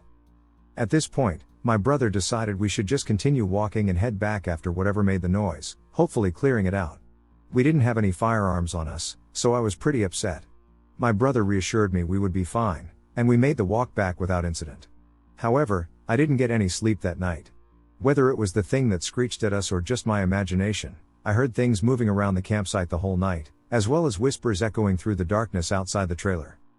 I woke my brother up a few times to check out what it was, but he refused each time, telling me that it was probably just other campers staying up late and enjoying themselves. The rest of the trip was pretty normal. We packed up the following day, and my life continued as normal. I was disconcerted but chalked what happened up as a harmless event that I must have been exaggerating in retrospect. A few weeks later I went up to Pine Basin, an old ski lodge my family rented each year for family reunions. Here I would mess around with my cousins, our favorite activity being night games. We would play hide and seek, a game called Ghosts in the Graveyard, and other games like that. On one instance, I was chosen to be the seeker for a hide and seek game. Because I was one of the younger cousins, I got a flashlight as an advantage. Normally, all the younger cousins hid close to the lodge, and the older cousins hid in the nearby trees or at the base of the nearby mountain. As I was searching near the bottom of the mountain, I heard a familiar whistle up the mountain a bit. We would always whistle as a hint at our locations. It sounded like someone was hiding way up near a tree known as the underwear tree, you can guess why, so I began trekking up toward the whistle. As I climbed closer, I got an uneasy feeling in my stomach. I continued on wearily and convinced myself that I would be fine. I hated walking in the night alone but figured whoever I found would walk me back to the lodge. As I neared the tree, I noticed that it was deathly silent. This alerted me that something was very wrong, because you could always hear the adults having fun back at the lodge. I was anxious to hurry back, so I called out, "I found you, Scott." I thought the whistle was my older cousins. "Come back down with me." I got no reply, but I wasn't planning on waiting. As I began walking back down the path, I heard a voice call, "You almost had me," so I ran back up to investigate. I flashed my light in the branches of the tree and saw a monstrosity that was not my cousin. It looked like a poorly drawn stick figure made into a human with its emaciated figure and lifeless eyes. I remember its face looked like the skin on its head was being pulled from behind. It had torn and stretched features. As soon as I saw the creature, I screamed, dropped the flashlight, and ran back to the lodge. The entire time I ran, I was overcome by an overpowering smell, and I could hear the thing running after me. As I approached the camp, I saw a few people, my cousins, at the bottom of the mountain waiting for me. I was crying and shaking, and they took me inside. I told my dad what happened, but my cousins all said they didn't see anything following me. The adults kept us inside for the night, and I kept hearing sounds drifting in from the mountains. I never played night games after that happened and was always terrified that my cousins wouldn't listen to my warnings. Ever since that night I have always felt uneasy up in those mountains. I used to be really religious and figured it was a demon of some kind trying to kill me or something like that, but those mountains have never felt the same after that incident. A few years ago the game Until Dawn became really popular, and I watched a walkthrough of it on YouTube. When the Wendigo first appeared in the game, I got chills down my spine. It was exactly what I saw, and I did a ton of research on them. I figure someone must have gotten snowed in at that old lodge and resorted to cannibalism, but that doesn't explain what happened at Warm River. Every time I hear that screech, which never occurred to me until watching Until Dawn, I am filled with fear. I heard it earlier this evening, which prompted me to finally commit my story to writing. Wish me luck. This story didn't happen to me, but I was a witness to it, and I think it's one of the most fascinating things I've seen occur out in the bush. We were camping in a more populated campground, which had designated sites to book. This is called the Honeysuckle Creek campsite and is gorgeous. It's the perfect spot to camp to walk to the satellite used to assist in the Apollo space mission. We set up on a Friday night as we usually did, and everything went smoothly. On the Saturday morning a group of 20-something guys arrived and set up at a campsite across from us. Their site housed a sheltered area with a fire pit, more so an open oven style fire than a fire pit, but I'm not sure what you'd call it exactly. They weren't exactly quiet, they were somewhat rowdy but not to the point where it was bothering us. As the sun started to set, they began to amp up, playing loud music from their speaker, drinking beers, and throwing the empty bottles into the trees. Still, they weren't loud enough to really bother us yet, so we left them to it. As they got their fire going, they took a large log, more like a big chunk of a tree, and sat it in the fire. It was so big that more than half of it was hanging out of the fire pit and resting on the ground. Such behavior is very much against the law in Australia. We have very strict fire laws for obvious reasons, and one of the laws states that any fires must be contained to designated fire pits. If a ranger had witnessed their setup, they would have faced a hefty fine. None of us were keen on disturbing the group, so we left them to their devices. While their fire setup wasn't safe, it wasn't currently causing problems. We all slowly filtered off into our tents and were all in bed by around 10:30 to 11. I could still hear them throwing their bottles, goofing around, and pumping their music. Again, while it was slightly annoying, it wasn't bothering any of us enough to go over and say something. I've always had trouble falling asleep and only do so now with the help of strong medication, so as usual I was still struggling to fall asleep, and I'd say it was around 12 when things started to get weird. All of a sudden the whole group went silent, and I heard one of them say, "Did you guys hear that?" I heard mumblings from the others, but it seemed like they brushed it off and continued on as normal, maybe even a little quieter than before. Not long after I heard another, "Shh, shh, guys. What is that?" More mumblings from the group followed, and then a loud crack came from somewhere around the campsite. It was louder than a normal twig snap but still sounded like some kind of branch breaking. The next thing I heard was "F this, I'm going to take a look," and then heavy footsteps in dry leaves. Soon I heard faster, more hurried footsteps returning, crunching leaves and branches, and the same voice saying, "Guys, what the F was that?" I saw a person standing among the trees. As the wind began to pick up, I only heard fragments of the person's description of what they had seen. Tall, dark, and creepy were the words I caught. They all were hurriedly discussing what was going on when I heard a faint laugh. I'm going to assume it wasn't one of them because one of them then said, "F this, I'm not staying here," and there was more arguing. The last thing I heard before the wind became too loud to hear anything else was, "Fine, if we're staying, then I'm sleeping in my car," followed by the sound of a car door opening and slamming shut. I think the others continued talking for a while, but at this point the wind was so loud you could have sworn we were camped right on the beach listening to waves crashing, and I eventually drifted off. I felt odd after hearing all that go down, but I felt safe. Nothing felt negative toward me or my campsite. The next morning I was leading duty patrol, the patrol responsible for the cooking of that meal, and got up around 6. I'd promised my patrol members they could sleep in until 6:30, so I figured I would start warming the barbecue and preparing little things until then. When I emerged from my tent and looked over to the other campsite, I was met with a sight I'll never forget. Everything they had left out was strewn about, rubbish all around, belongings scattered, even their solar panel was lying face down in the grass. Assuming it was the heavy wind, I looked around my campsite trying to find anything amiss but saw nothing. Cups left on our tables were where they were the night before, and bits and pieces from the kitchen were all in their places. Thinking that was strange, I glanced over at their campsite again. Their fire pit was full of soft dirt with the logs still hanging out of it, something that was kind of odd but potentially could have been them. It's an uncommon way to put out a fire but not so uncommon that this is 100% part of the paranormal. What was strange, however, was the pile of empty beer bottles neatly arranged on the ground next to the fire pit. I thought it was all pretty odd, but I continued with my duties. Around 6:30 I went to go get my patrol members from their tents when the man who slept in his car emerged from the back seat. He looked around the campsite and said, "Nah, bro, what the actual F?" and woke his companions. They all looked around as the car guy was ranting about how messed up the situation was, urging them to leave.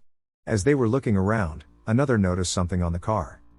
"Bro, look," he said, pointing to the iced up windshield. "Are those Fing handprints? F this. I'm leaving whether you see you next Tuesday or are coming with me or not.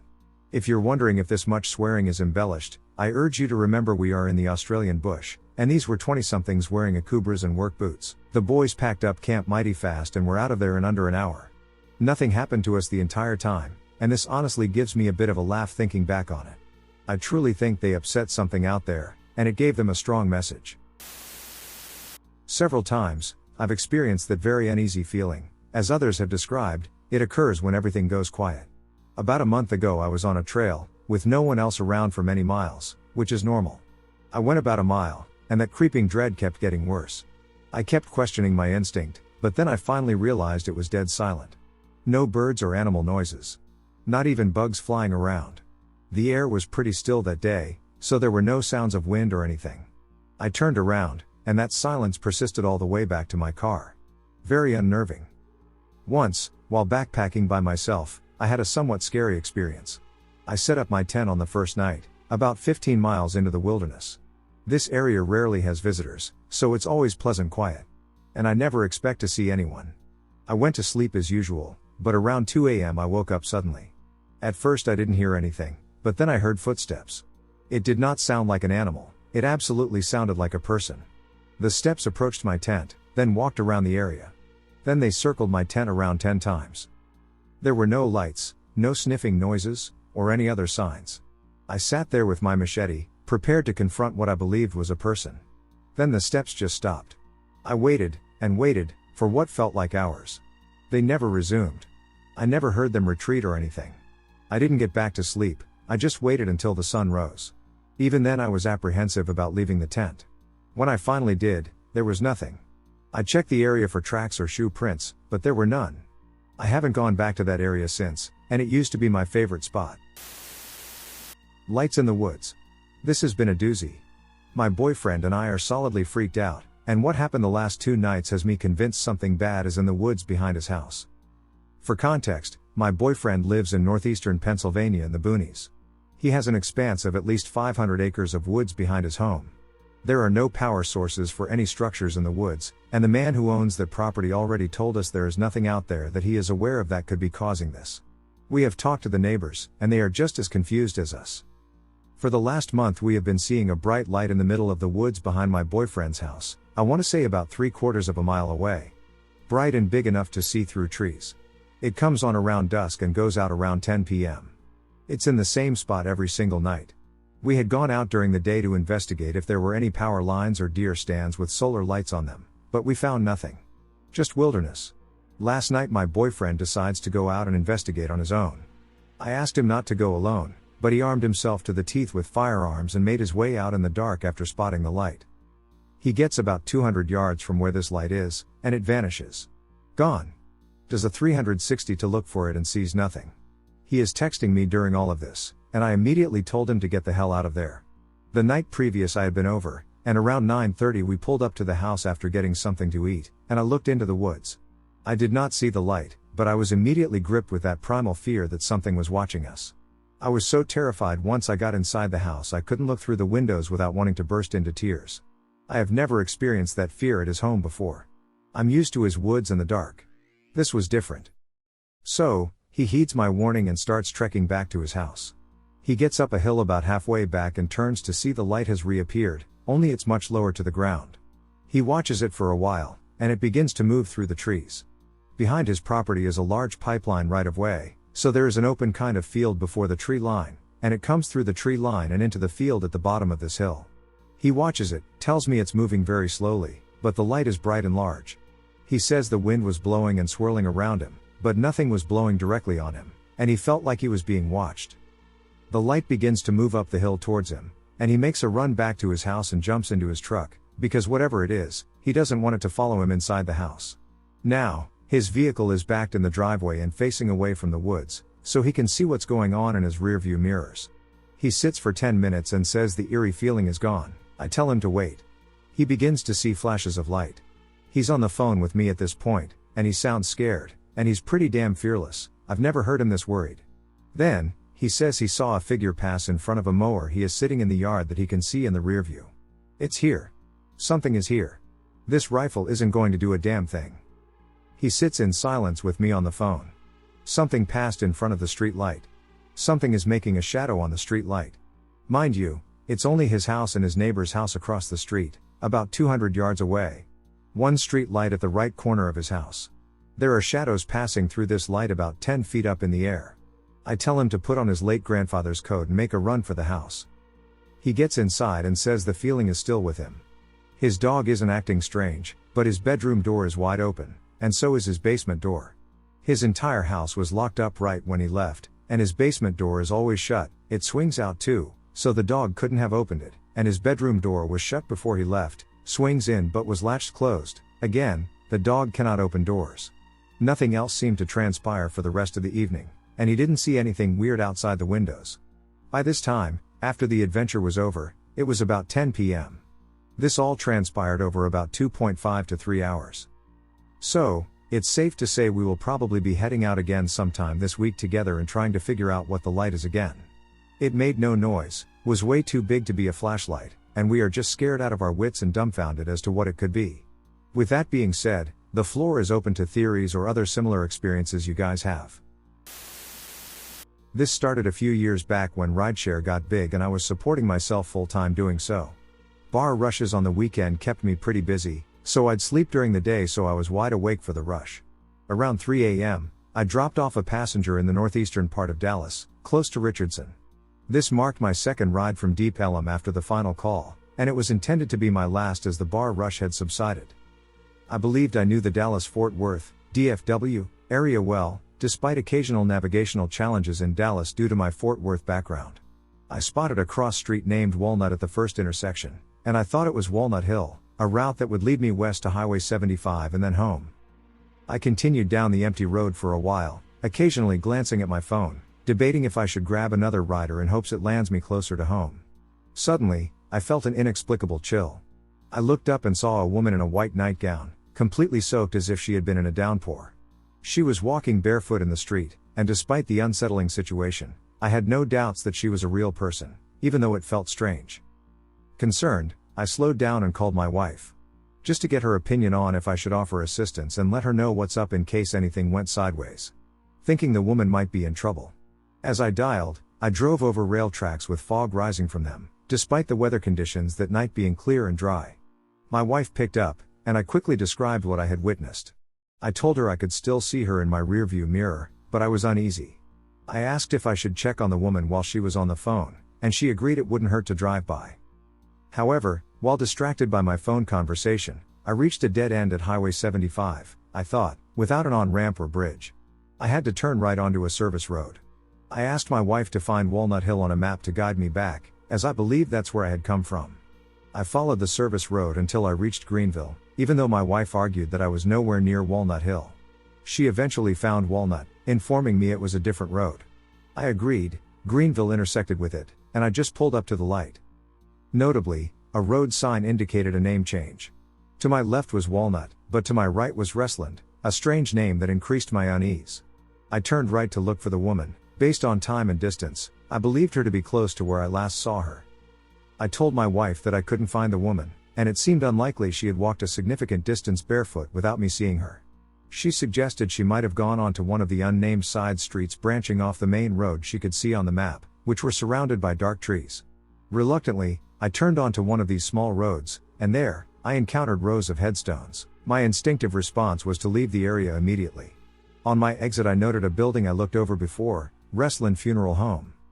After returning home, I spent hours searching the internet for any hints that this might not have been an isolated incident.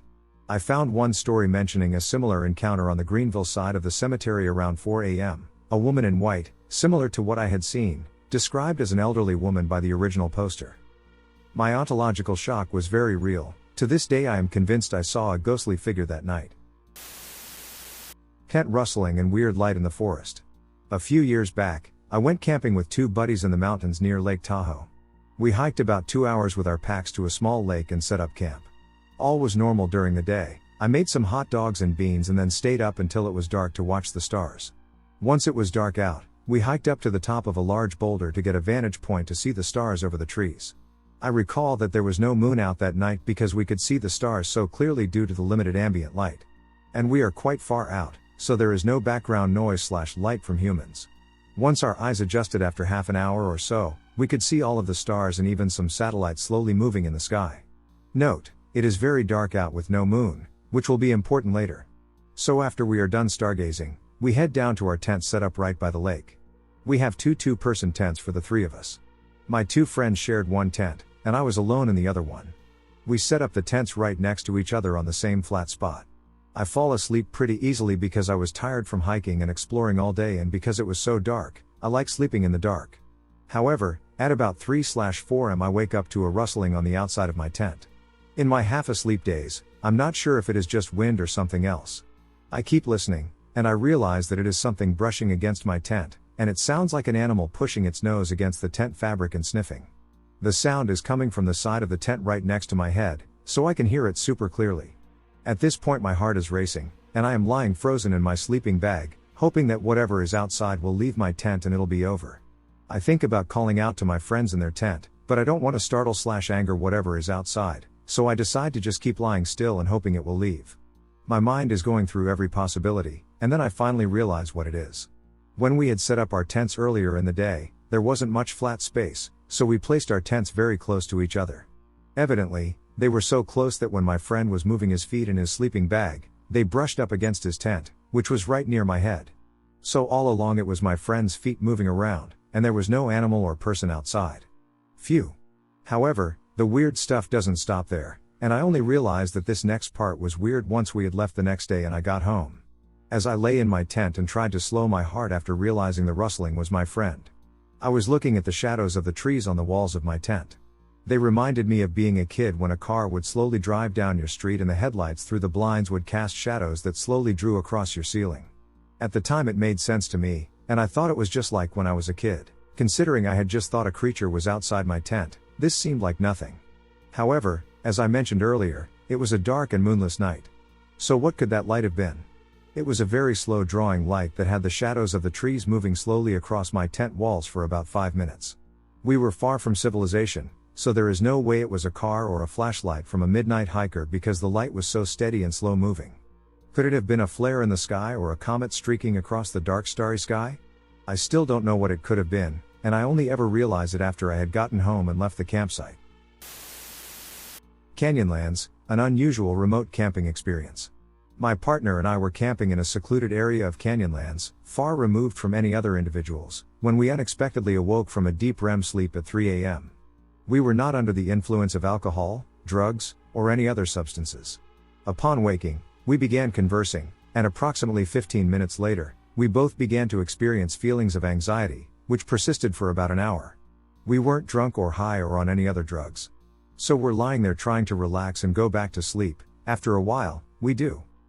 Then yesterday on the way home I admitted to him the reason I was anxious and couldn't relax was because I could sense something or someone was outside our tent.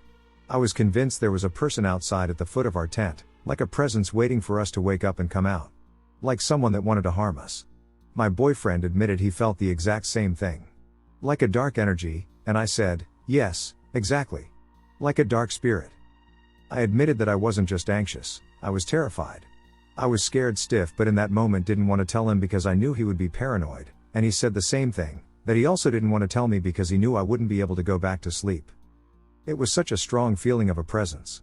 I was waiting for something to start opening the tent and trying to crawl in or for someone to be waiting outside our tent trying to get our attention. So we're convinced it was some sort of bad/negative spirit. But we can't put our finger on it. Ducking terrifying. And it wasn't just paranoia of being out there alone, we have backpacked or camped in remote areas and felt safe. It was a true fear. Where your hackles are up and your body goes into fight or flight mode. So I'm sharing this to see if anyone else has experienced this in this park or another national park and would like to share their experience. Thanks. I grew up involved in scouting and left around the age of 15. I've recently become involved again as a leader, and I had forgotten about my experiences camping in rural Australia until revisiting a campsite and reminiscing on some scary stories. I figured I would share it here and potentially get some insight on what this may have been. I was about 13 or 14 at the time and had gone on a camping trip with my troop. We went to a campsite we stayed at often, as it was only around 30 minutes away from our city. The campsite was large and open to accommodate many scouts, serving as a hub for my state's combined activities attended by all groups. However, this particular camp was exclusively for our group, which consisted of 10 to 12 people. We set up camp in a back corner of the campsite, which was backed by a fence and thick trees, leading to a cliff overlooking a river if you walked far enough. We arrived around 6 p.m., set up camp, and basically went straight to bed. It's fairly consistent in my area that asking 11-15-year-olds to set up camp takes far longer than it should, and we were pretty tired. In the center of the campsite was a large toilet block surrounded by rocks and separated into 4 sections, male and female, adult and youth. Our campsite was probably about 300 or so meters from this block. The first 2 nights passed without any issues, but on the 3rd night, an event occurred that left me and 2 others unable to sleep and feeling apprehensive about camping there again. There were 3 of us in the tent, and we all settled into our sleeping bags for our final night before returning home. The others in the tent, we'll call them Olivia and Jess, dozed off fairly quickly, but it took me a little longer. I've always struggled to fall asleep and stay asleep, so when I seemingly randomly woke not long after dozing off, it wasn't a huge shock. Nothing seemed amiss at first, so I closed my eyes to try to fall asleep once again. It only took a few seconds for me to hear footsteps walking towards the toilet block. We were camped on an area of lush green grass that scrunched under your feet, and the sound of someone walking was distinct in the quiet night. I thought it was strange I hadn't heard a tent zipper but brushed it off. A few minutes later I heard them approaching, still a normal course of events. The footsteps ceased outside our tent. I looked over, and both Olivia and Jess were sound asleep, so I knew it wasn't one of them. I waited a few seconds, and they continued moving, so again I figured it was strange but brushed it off. Then, the footsteps seemed to circle the tents and return to ours, but from the other side. The tents were set up in a line with a fair amount of distance between them to account for guy ropes, as wind had been forecast, but on this night, the wind was almost non-existent. The person, or thing, appeared to walk around the entire line of tents before returning to ours, which was the second closest tent to the toilet block in a row of 4. I then heard them walk toward the tree line. I sat up, trying to listen as closely as I could now. At this point I was sure it wasn't one of us. The behavior of the footsteps was too strange, and why on earth had they sounded like they were walking into the trees? I think it was close to 2 a.m. at this point, and I had had enough of being alone experiencing this and gently shook Olivia awake, shushing her as she stirred. Olivia was my closest friend in the group, and I whispered a quick explanation of what I heard to her. We agreed to wait a while and see if anything else happened. Quite a few minutes passed, I don't remember how many, and the weirdness of the situation had started to wear off, and I was about to suggest trying to fall back asleep when the footsteps seemed to return from where they had left and again stop behind our tent. Olivia and I shared a look in the dim light the moon was casting in the tent, and I could tell she was as unsettled as I was. We heard them begin to slowly circle the tent, and she silently moved to huddle next to me. Bit by bit the footsteps began to quicken until they seemed to break into a run. Whoever or whatever it was had to expertly dodge our guy ropes to move at that speed without tripping. Every now and then something would brush the sides of the tent as Olivia and I were holding each other, doing our best not to make a noise. It was at this point that Jess woke up and groggily asked, "What the hell is going on?" She looked over to us, tears forming in our eyes, and shot up, terror crossing her face. She silently moved over to us to join us in our terror-filled huddle. Her question did not seem to faze whatever was making the noise. The sprinting went on for what felt like ages but in reality was probably only a minute or so until they stopped in front of our tent again. I slowly reached for a spare tent peg and gripped it as tight as I could, thinking that in a pinch it would do as some kind of weapon. The footsteps slowly did their wrap around the tents again before stopping behind ours and then retreating back to the tree line. With some insane burst of courage and morbid curiosity, I decided to try and take a look outside. Still gripping my tent peg, I slowly unzipped our tent, trying to be as soundless as possible. The fly unzipped from the bottom, so I lay down and peeked underneath rather than unzip it and then potentially create more noise. The footsteps had seemed to stop shortly after their retreat, and there were no further noises. This would mean that the person would have had to get over a wire fence without a sound, which didn't seem plausible, but I saw absolutely nothing. Needless to say, the 3 of us didn't get any more sleep that night. When recounting this story to our leaders that morning, we were told we had probably heard a possum or some other animal, an explanation I simply do not buy. None of the other campers had heard anything. Some of the strangest parts of this experience to me are that there were no other sounds other than the footsteps and the occasional brushing of the tent, no heavy breathing or any spoken words or even animal noises. The person or thing seemed to disappear when I went to look, and the behavior was targeted and odd. Why was our tent targeted? Had something been looking for a target, and when I awoke, it chose us? Why did it just leave after scaring the ever-living daylights out of a group of teen girls? Why hadn't anyone else heard anything? Our tents were decently spaced apart for the guy ropes, so it is plausible that the noise was harder to hear for other campers and maybe not enough to wake them, but the sound seemed fairly loud to us. If anyone has ever had a similar experience or has any idea what could have happened, I would love to hear about it. This is not my only camping experience, nor my only one at this site, but it is the most significant. Australian Outback. We were driving from the Darling Downs to Darwin just after Christmas. We were moving, so we had the cat with us and had prepared for the possibility of having to camp. We had 2 intriguing experiences. The one night we camped, we pulled off the highway in Channel Country somewhere north of Winton. There was a cattle track, a large rocky hill, and a dry creek. It was the most exciting bit of landscape we had seen all day. Set up camp late in the afternoon as the day finally cooled off and settled down for the evening. There was a decent sunset, and some cows rambled past, content to ignore us. Pro tip to those wondering, cats bloody hate camping. The poor thing only settled when put in her carrier in the car. Anyway, later that night as I'm dozing off, I hear a gunshot, and knowing our nation's proud history of offing interlopers in the Outback, it had my attention. Now I can't really call myself a country lass, but I knew my fair share of them, and that gunshot did not show up all along. It was quickly accompanied by the blaring of country music, more gunshots, and the rev of an engine. I'm going to guess a ute decked out for pigging. But honestly I did not stick my head out to check. This riotous evening was getting a little bit too close to our camp, and I decided my husband, being unfazed apparently by the sound of gunfire, needed to be woken up. At this point, there was likely no significant cause for alarm, a group of young individuals exuding energy and firing potshots at the landscape. While it was beneficial to monitor them, they lacked the charisma of B.J. Murdoch. Then they stopped at the end of our little cattle track, lights blazing, and started to dig. No more music, no more gunshots. Just the dull scrape and thud as a shovel hits dry dusty soil again and again. They must have stayed there digging for at least 15 minutes, it felt interminable. And every part of me screamed, "Be ready to run." The husband set up out of sight behind the trailer as I grabbed keys and wallet with the mental note that I was prepared to leave everything else in the camp behind. In due course they moved on, finished digging, and disappeared into the featureless plains. The distance traveled was measured by the ever-diminishing sounds of gunfire. I did not sleep that night, and as soon as the sun was up, we packed up and hit the road. Now I know rationally that there was probably nothing sinister to the digging. They likely got bogged in the chalky dust, an easy enough thing to do. And my husband had been so calm, yeah, he had kept an eye on them, but he went back to sleep once they had left. I thought maybe I was just letting my imagination get the better of me. But you know, man, the vibe. The vibe was all sorts of wrong. So I felt somewhat vindicated when the next day, heading to Mount Isa, my husband stated, "I was really worried last night." Neither of us checked the earth at the end of the cattle track, the other one, same trip. We joked about Devonshire tea and murder as we were moved on by police in Laramie. Check out Lost in Laramie or Last Stop Laramie or the details for that one.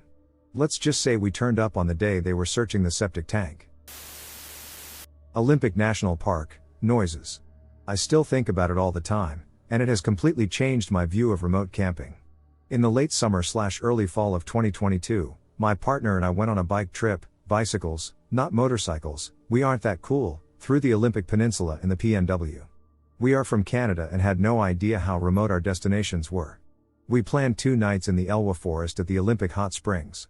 Due to a recent washout of the road that leads to these hot springs, the area seemed to be mostly used for hikers and occasional cyclists, although I will say it was not exactly easy to bike to, with a lot of hike-a-bike on a single-track loose rock trail, which, when your bikes are weighed with 50 pounds of camping gear, isn't that simple. After traversing the washout road area to reach the main road leading to the hot springs, you will encounter a 20 kilometers trip uphill on a small mountain, followed by more technical hike-a-bike over a washed-out bridge until you arrive at your destination, which is a backcountry campsite. From the start of the park, it was about a 4-hour, 20-kilometer trip uphill by bike. The campsite had a pit toilet, no running water, river nearby, and some convenient bear stashes to string your food up away from wildlife. We were alone by the second day, but a few hikers came in and out the first night. It was extremely beautiful at the hot springs, but the eeriness of isolation was definitely hitting us the second night as we were completely by ourselves. Especially since we had to walk about 1 kilometer up and down some switchbacks to gather 1 to 2 liters of water to boil at a time on our camp stove. Not so fun in the dusk, didn't attempt in the actual dark because I'm a wuss. We wanted to stay longer but didn't have enough food or fuel to boil water or make camping work, fire ban in place. That second night a minimalist hiker came through and sat down with us around our camp stove to cook a meal as he passed by. He was friendly but a little odd, and I couldn't decide if it was more or less terrifying to know some random person was comfortable enough to just come up to us late at night. Anyway, that's the gist/setting before I now describe the unnerving part the next morning. I don't sleep well and woke up early, like 5 a.m. before sunrise. The morning we were supposed to leave. In the tent I kept thinking I could hear animals, but not well enough to define what kind of animals. Just random background noises. I dunno, it's the woods. We had a long bike ride ahead of us that day, so we began packing up camp before the sun came up, with headlamps/flashlights. Being afraid of the dark and a big baby, instead of making the slightly longer walk to the pit toilet, I walked out about 10 feet from camp into a bush to pee. At that time I started hearing what I thought were the murmurs of people camping. Voices that I couldn't hear/locate/decipher very well. Looking through the trees, it looked like there was the reflection of a shiny sleeping bag material about 40 feet from where we were, down this sort of ravine area, and I thought, weird place to camp without a tent, but this explained the murmuring voices, so I carried on packing with dawn just breaking. While we were packing, some cracking branches and general rustling noises started in the large tree right next to where we were. By next to I mean no more than 5 to 10 feet away from us. This was a designated backcountry campground, so while we were surrounded by trees, it wasn't a thick forest in the area. There were spaced out trees with brush under them, and you could see through them well enough / there was enough of a clearing to visualize other parts of the campground, and you could see the entirety of the trees well enough that you'd assume it would be obvious if anything bigger than a few squirrels or birds were rustling in them. Anyway, the noises in the tree got progressively louder, and yet the tree was completely still. It was the sound of large branches cracking, the sound of heavy things falling, etc. To be honest, it sounded like rocks were being thrown / branches tossed at the ground, but there were never any actual rocks or branches thrown at us or anywhere. No movement. If you could imagine the sound of a large animal rustling around right next to you in a tree, that would be my best description, but visually nothing was happening. The sun was mostly up, and the forest was darker, but there was enough light to stop using a flashlight. My partner and I made mention of it to each other, kind of like, is there a giant bird in there? A bear? I don't see any animal, etc. As we continued packing, I had my knife in my pocket, as if I'd stab a bear or cougar, and he had the bear spray by his side. We started moving faster with the mutual understanding of, like, what the duck is happening, and as I mentioned, I am a wuss, so I felt somewhat internally panicked but was trying my best to not project my panic. We had resorted to intermittently clapping our hands / hollering in case there was some kind of magical wild animal in the brush that I just couldn't see. Once we finished packing, we moved our loaded bikes to the main trail area of the campground, which was a bit further away from the loud tree but still within 20 to 25 feet. This is where the outhouses were. It was at this point I realized that what I earlier thought in the darkish / dawn were people sleeping with reflective sleeping bags in the open was actually the reflective aluminum of some water drains sort of in a ravine area by the main trailhead. There were no people, and we were still completely alone. I had no idea what those voices from earlier were. My partner went to use the outhouse right in front of us off the trail so we could get the hell out of there while we fastened our final items to our bikes, and at this point the commotion of the tree was getting increasingly louder, and while it probably doesn't sound scary, it was quite scary while I was standing there alone. I could see the tree from a different vantage point now, and there was still nothing or no movement in the tree, just loud branches cracking right in front of me. No wind. I heard the sound of a tree being thrashed by something large, but there was still no movement. I felt crazy.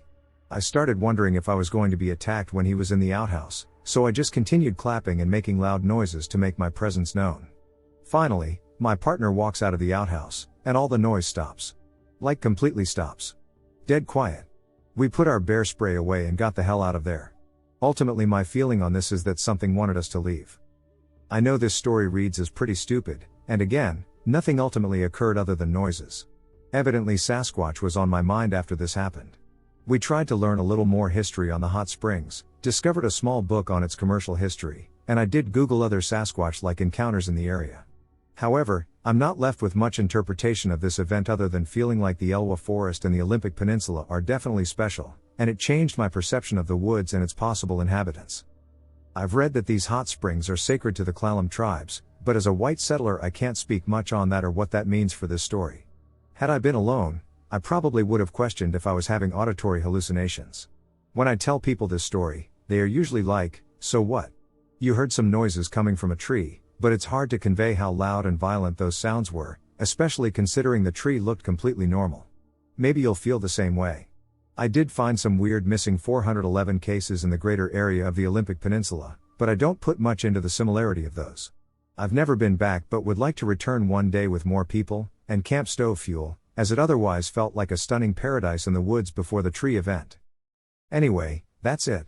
Hope you find it to be interesting, if nothing else. Curious if others have had an experience at these hot springs. What the hell happened to me? I was hoping someone can provide some insight or consolation or some reasonable explanation, because even though it might not sound too crazy, this genuinely scared the shit out of me.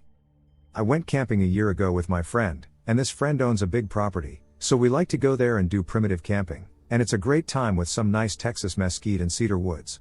We were enjoying our time, making conversation by the fire and carving and whittling some logs and feeling the cozy mood as the sun was setting. Then he cut himself by accident with his knife, and where we had parked the truck, about a mile or two out, we had a first aid kit, and he said he was going to be back to get the kit so he wasn't bleeding everywhere and it didn't get infected. Very small cut, just one of those annoying ones. He's okay. So I'm sitting there by the fire texting my girl when the sunset gets kind of dim from behind the trees and things start to get dark fast, and I hear a sound, a whistle, not a bird song, but a whistle that a person made, a tune. And keep in mind, my friend had already been gone for maybe 5 or 6 minutes, it couldn't have been him, and all of a sudden after hearing that, I just felt this dread, like this feeling that I needed to either square up and make myself known or hide. I don't know what it was, but as I was hearing this hollow whistle, I felt so unreasonably afraid. I consider myself a brave dude. I go out primitive camping all the time, even alone with my phone off. I've seen bobcats, mountain lions, and mean hogs, but this whistle made me feel so unreasonably scared. I have never felt any sort of dread similar to that. I switched tabs to call my friend to tell him he needs to come back. He didn't pick up. I sent him a text saying, "Come back now, someone's here with us," and I decided to stay quiet and lie low. I got down low to the ground, took deep, slow breaths, fox stepped to my dagger I had on a rock next to a tree, and I stayed put. I then noticed that the air felt heavy, as if I were moving through water, and I observed how silent everything was except for the whistle.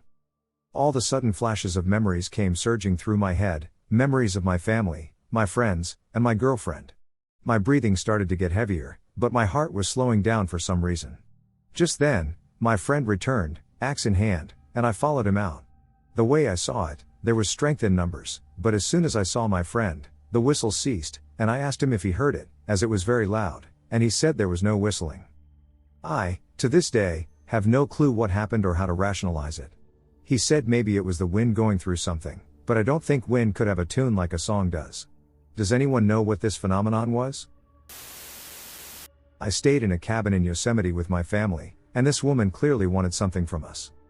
Everyone enjoys ghost stories, but experiencing one firsthand is far more thrilling than just hearing them. I say ghost because I don't know what it could have really been. I can tell you it was some kind of woman, but that is about it.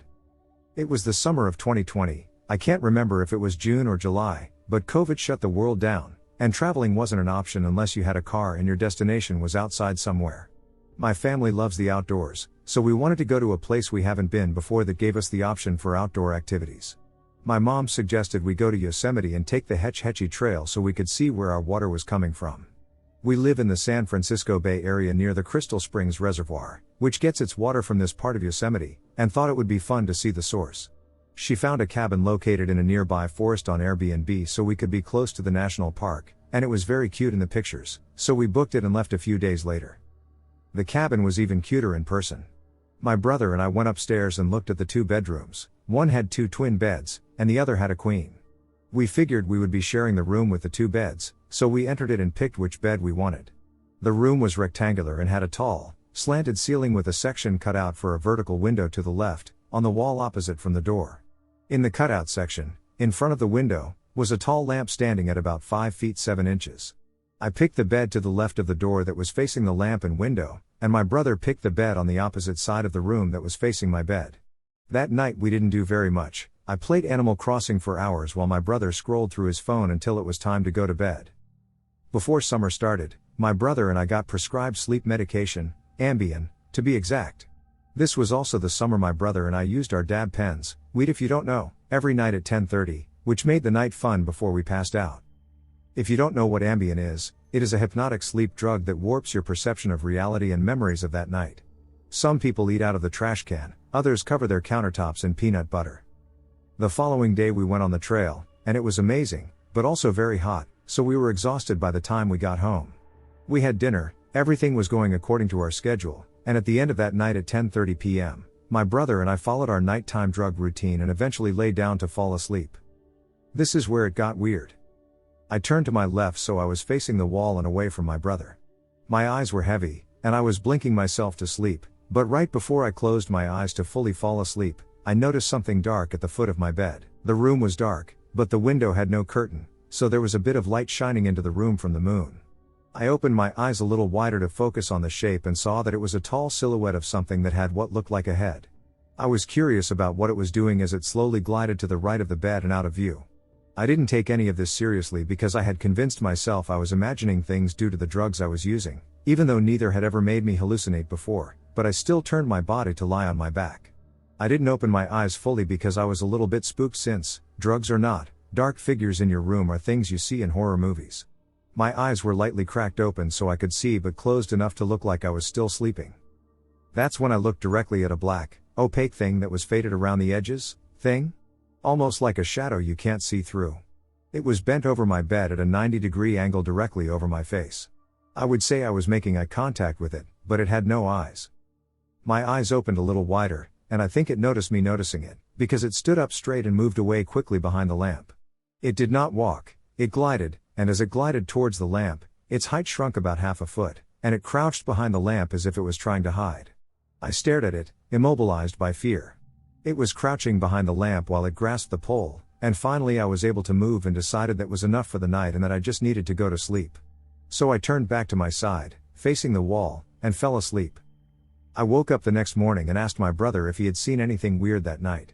I told him about the black figure, and his eyes opened wide, and he said he saw her too. Now, before talking to him, I didn't know it was a woman. I had only seen the silhouette of a humanoid figure. I told him everything I had seen before I went to bed, and then he told me his perspective. He was lying there on his bed that faced my bed, and he had opened his eyes to see a dark figure, bent at a 90-degree angle over me, next to the side of my bed. Then he saw it straighten up and shrink/glide/crouch behind the lamp. He noticed I hadn't reacted, thinking I had still been asleep, so he closed his eyes and turned his body away from the lamp, trying to go to sleep because it couldn't have been real. That's when the floorboard started to creak. Keep in mind at this point I was asleep, so I didn't hear or see any of this. He said it sounded like the floor was creaking closer and closer to him, not like footsteps, but like there was even pressure making its way towards his bed. He kept his eyes closed and his back facing the sounds when all of a sudden he heard a quiet hey coming from behind him. He froze and tried to ignore it. Another, yet slightly louder, hey was said. That's when he could tell it was a woman's voice. He was still frozen in fear and didn't move a muscle. He waited a few seconds before he heard the drawer of the nightstand being played with, so he mentally counted down from 10 before opening his eyes and turning to look in the direction of the noise. There was nothing there. After we had told each other our points of view from that night, we rushed downstairs to the kitchen, where our parents were making breakfast. My brother and I love things that are haunted, scary, and horror related, so with a mix of excitement and fear, we told our parents that the cabin was haunted. "Stop saying things like that, this place is not haunted, and you're not scaring anyone," was our dad's response. He doesn't believe in anything that is mystic/supernatural and definitely doesn't believe in ghosts. He is always the first to dismiss these things and thinks there is always an explanation. Our mom dismissed our haunted accusation as well, with a simple no, it's not. My brother and I tried to explain more, and they weren't listening until my brother said the word woman. The second that word left his mouth, my mom dropped the spatula she was using for the eggs on the stove and looked directly at us, and the color drained from her face. This was followed by her saying, "A woman tried to wake me up last night while I was sleeping." My brother and I turned to each other and just looked at each other in shock, now that our experiences were being confirmed by someone who had not taken any drugs. We left the cabin later that day to return home, and it was never spoken of again until later in the year when my brother and I tried to talk to our mom about it. Wanting to talk about ghost experiences, she acted like it never happened. My brother and I tell the story to people who haven't heard it, but she chose to repress that memory. It sounds much better when we tell it together because our points of view paint the whole picture, but to this day it still gives me chills, thinking about its eyeless dark face right in front of mine. I've had a few other strange experiences, but this one was the weirdest since it was originally confirmed by 3 people, including myself. I intend to go back to Yosemite again, but I'm sure as hell staying away from that cabin and anyone near it. I first saw Bigfoot when I was 9 years old. My best friend and I were around 9 years old at the time this story takes place. One day she calls me and asks if I want to go inner tubing with her and her mom. It wasn't actual inner tubing. Her mom went to the store and bought us some floaties and dropped us off at a national park about 10 minutes away from where we live. Yes, you read that right. Her mom dropped 2 9-year-olds off at a national park in the middle of the woods. Turns out my friend only said her mom was coming so my parents would let me go. Anyway, the plan was to inner tube down this river, which led into town, then walk to her dad's house and call her mom to pick us up. The trip goes all right. Some parts of the river were too shallow, so we'd have to stand up and walk through the water holding our inner tubes until it got deep enough to float again. It was super fun and relaxing being all alone in the wilderness, just enjoying each other and the water. The only part that freaked me out at this point was the fact that there were no trespassing signs posted on a few trees on our way down the river. The river we were on was close to the road that led to the national park. That was to our left. To the right was wilderness that stretched on for miles and miles. We get to a point that was deeper than the rest, I'd say about 10 feet. We're laughing and joking around when all of a sudden we hear rustling to our right. We couldn't see much, the bank was overgrown with ferns or some other type of foliage that grew way taller than either of us, even taller than the height of a full-grown man. All the ducking blood drains from my face, and we are both paralyzed in fear as we watch a tall human-like figure on 2 feet, holding its arms out much like a raptor does, pass through the foliage. We couldn't see it, just the shadow of it. Of course I'm on the side closer to whatever the duck this creature is. 2 thoughts went through my head as this was happening, but I didn't dare to make a sound. It was a person. I thought about the no trespassing signs, and I was terrified that I was going to have to sit here and beg for my life to some crazy ducking Outback hillbilly hunter or something. That's when I noticed that I could see the outline of definite fur all over the body. Next thought, a ducking bear. This scared me even more, because animals like this have no sense of wrong or right. At least if it were me, I'd have the chance to beg for my life and possibly be successful in doing so. A bear would just rip the both of us apart and wouldn't see anything wrong with it. We're just having lunch. A few minutes pass, still complete silence. I look over to my friend, still on edge and uneasy, but I manage to whisper and ask her if she wants to get out of the water and walk the rest of the way. She, of course, replies yes. We use our arms to paddle through the water until we reach the bank leading to the road. It was about a 5 to 10 minute walk up the steep hill, but oh ducking well. It was better than staying down there and risking seeing the goddamned creature again. We walk until eventually her mom pulls up and says that she had the feeling to come check on us because we hadn't called yet. It wasn't until after that we realized it definitely wasn't a person. It was covered in fur. Don't think it was a bear, it walked on 2 legs perfectly. Additionally, we returned to the same area twice after this incident. This time, we brought our phones and put them in a Ziploc bag in case anything happened, which was a precaution we took after what occurred the last time. But when we reached the 10-foot deep area where it happened, we felt so uneasy that we left the water and walked the rest of the way. The 3rd time was years later. We were teenagers and went back with our boyfriends. Again, nothing of interest happened other than me losing my inner tube and having to share with my boyfriend and getting separated from my friend and her dude. We got sick of sharing, so we got out of the water, started the walk back towards the national park, and eventually got picked up by a sweet couple in a pickup truck who took us the rest of the way. Turns out they also decided to give up early and walk back, but instead of walking along the road, they chose to take the path back in the woods. The woman did not wear any shoes and ended up cutting her feet on broken beer bottles that were hidden along the path. White Mountains, winter, 1991. While it may not be the most remarkable or the earliest event in my life, it is a watershed moment. I transitioned from being a confused child grappling with my experiences to an adult who recognized that something strange was happening around me, something I could not comprehend and that seemed to intentionally and elusively remain just beyond my perception. Mid-January in the White Mountains, 1991. My old roommates from Boston College gathered to go skiing together. One of us, Johnny, came from a well-to-do family and would, in time, become a distinguished New England surgeon. His grandfather had been a part of the Civilian Conservation Corps and a part of the road building team that put the first roads across some of the mountains in the White Mountain Range in New Hampshire. After he had made a name for himself, he came back to the prettiest area he had worked and bought land. The amount of land he acquired was substantial. Johnny clarified that the land was situated primarily on one side of a mountain. In the middle of this parcel, along a mountain-fed creek, he built, literally, a hunting lodge. This was the boys' place. The lodge had the capacity to accommodate 8 people without any issues.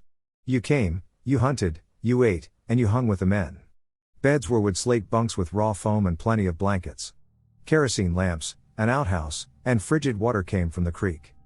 I am a city kid, Chicago. I know nothing of this life and had never experienced anything like it. I don't like trees without a ring of concrete around them or any place I can't see for blocks with streetlights. I imagine New England would be jam-packed with people. It isn't. Surprise. New Hampshire, as small as it is a rugged, empty wilderness. We drove up from Boston and kept going on to narrower and narrower roads until we were driving through what really is a treacherous snow cave of laden trees, steep embankments, and a jagged road made of tire ruts that kept getting steeper and going up and up. 3 vehicles. 1 Chevy Cavalier, a Ford minivan, and a Ford Rental Explorer. The Cavalier got stuck, and we pushed it to the side. The minivan and Explorer kept going.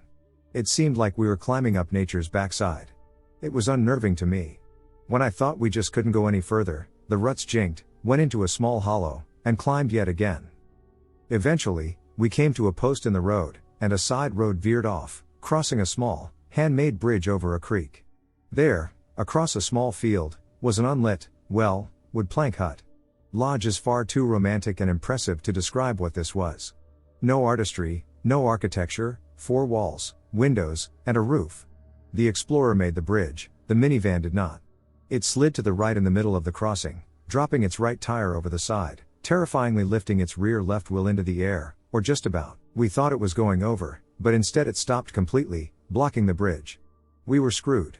The Explorer could not get back across the narrow bridge, and the minivan was damn well stuck. After exiting the vehicle, we spent the next 10 minutes demonstrating our incompetence and lack of knowledge on how to resolve a difficult situation. At that moment, when we probably would have done something really dumb, the only vehicle I ever saw on that road in 3 days came up around the bend. An old, beat-up Ford pickup with dualies appeared around the bend. The two men in the pickup stopped, got out, and asked us calmly if we needed help. They appeared to be just ordinary guys wearing blue jeans, boots, caps, and flannel shirts. However, they also seemed quite emotionless. We all tried to get them to laugh or whatever, but nothing, flat. They efficiently hitched their pickup up to the minivan's rear frame and pulled it back onto the bridge. Wisely, we left it parked on the roadside, not risking blocking the bridge again.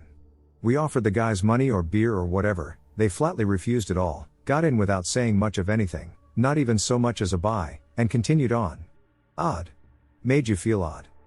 We opened up the hunting lodge, got a fire going, lit the kerosene lamps, opened the doors a bit to get the mouse smell out, swept it, got some food going, put the beers in the snow, settled down, and started clowning around and playing cards like, well, you know, you do. It was fine. It was a bit of a trip getting up here, and it was an odd experience getting in, but tomorrow we'd be up early and get out and be on the slopes. A good time. By about 11 p.m. we called it quits. There were 2 bunk rooms off the main room.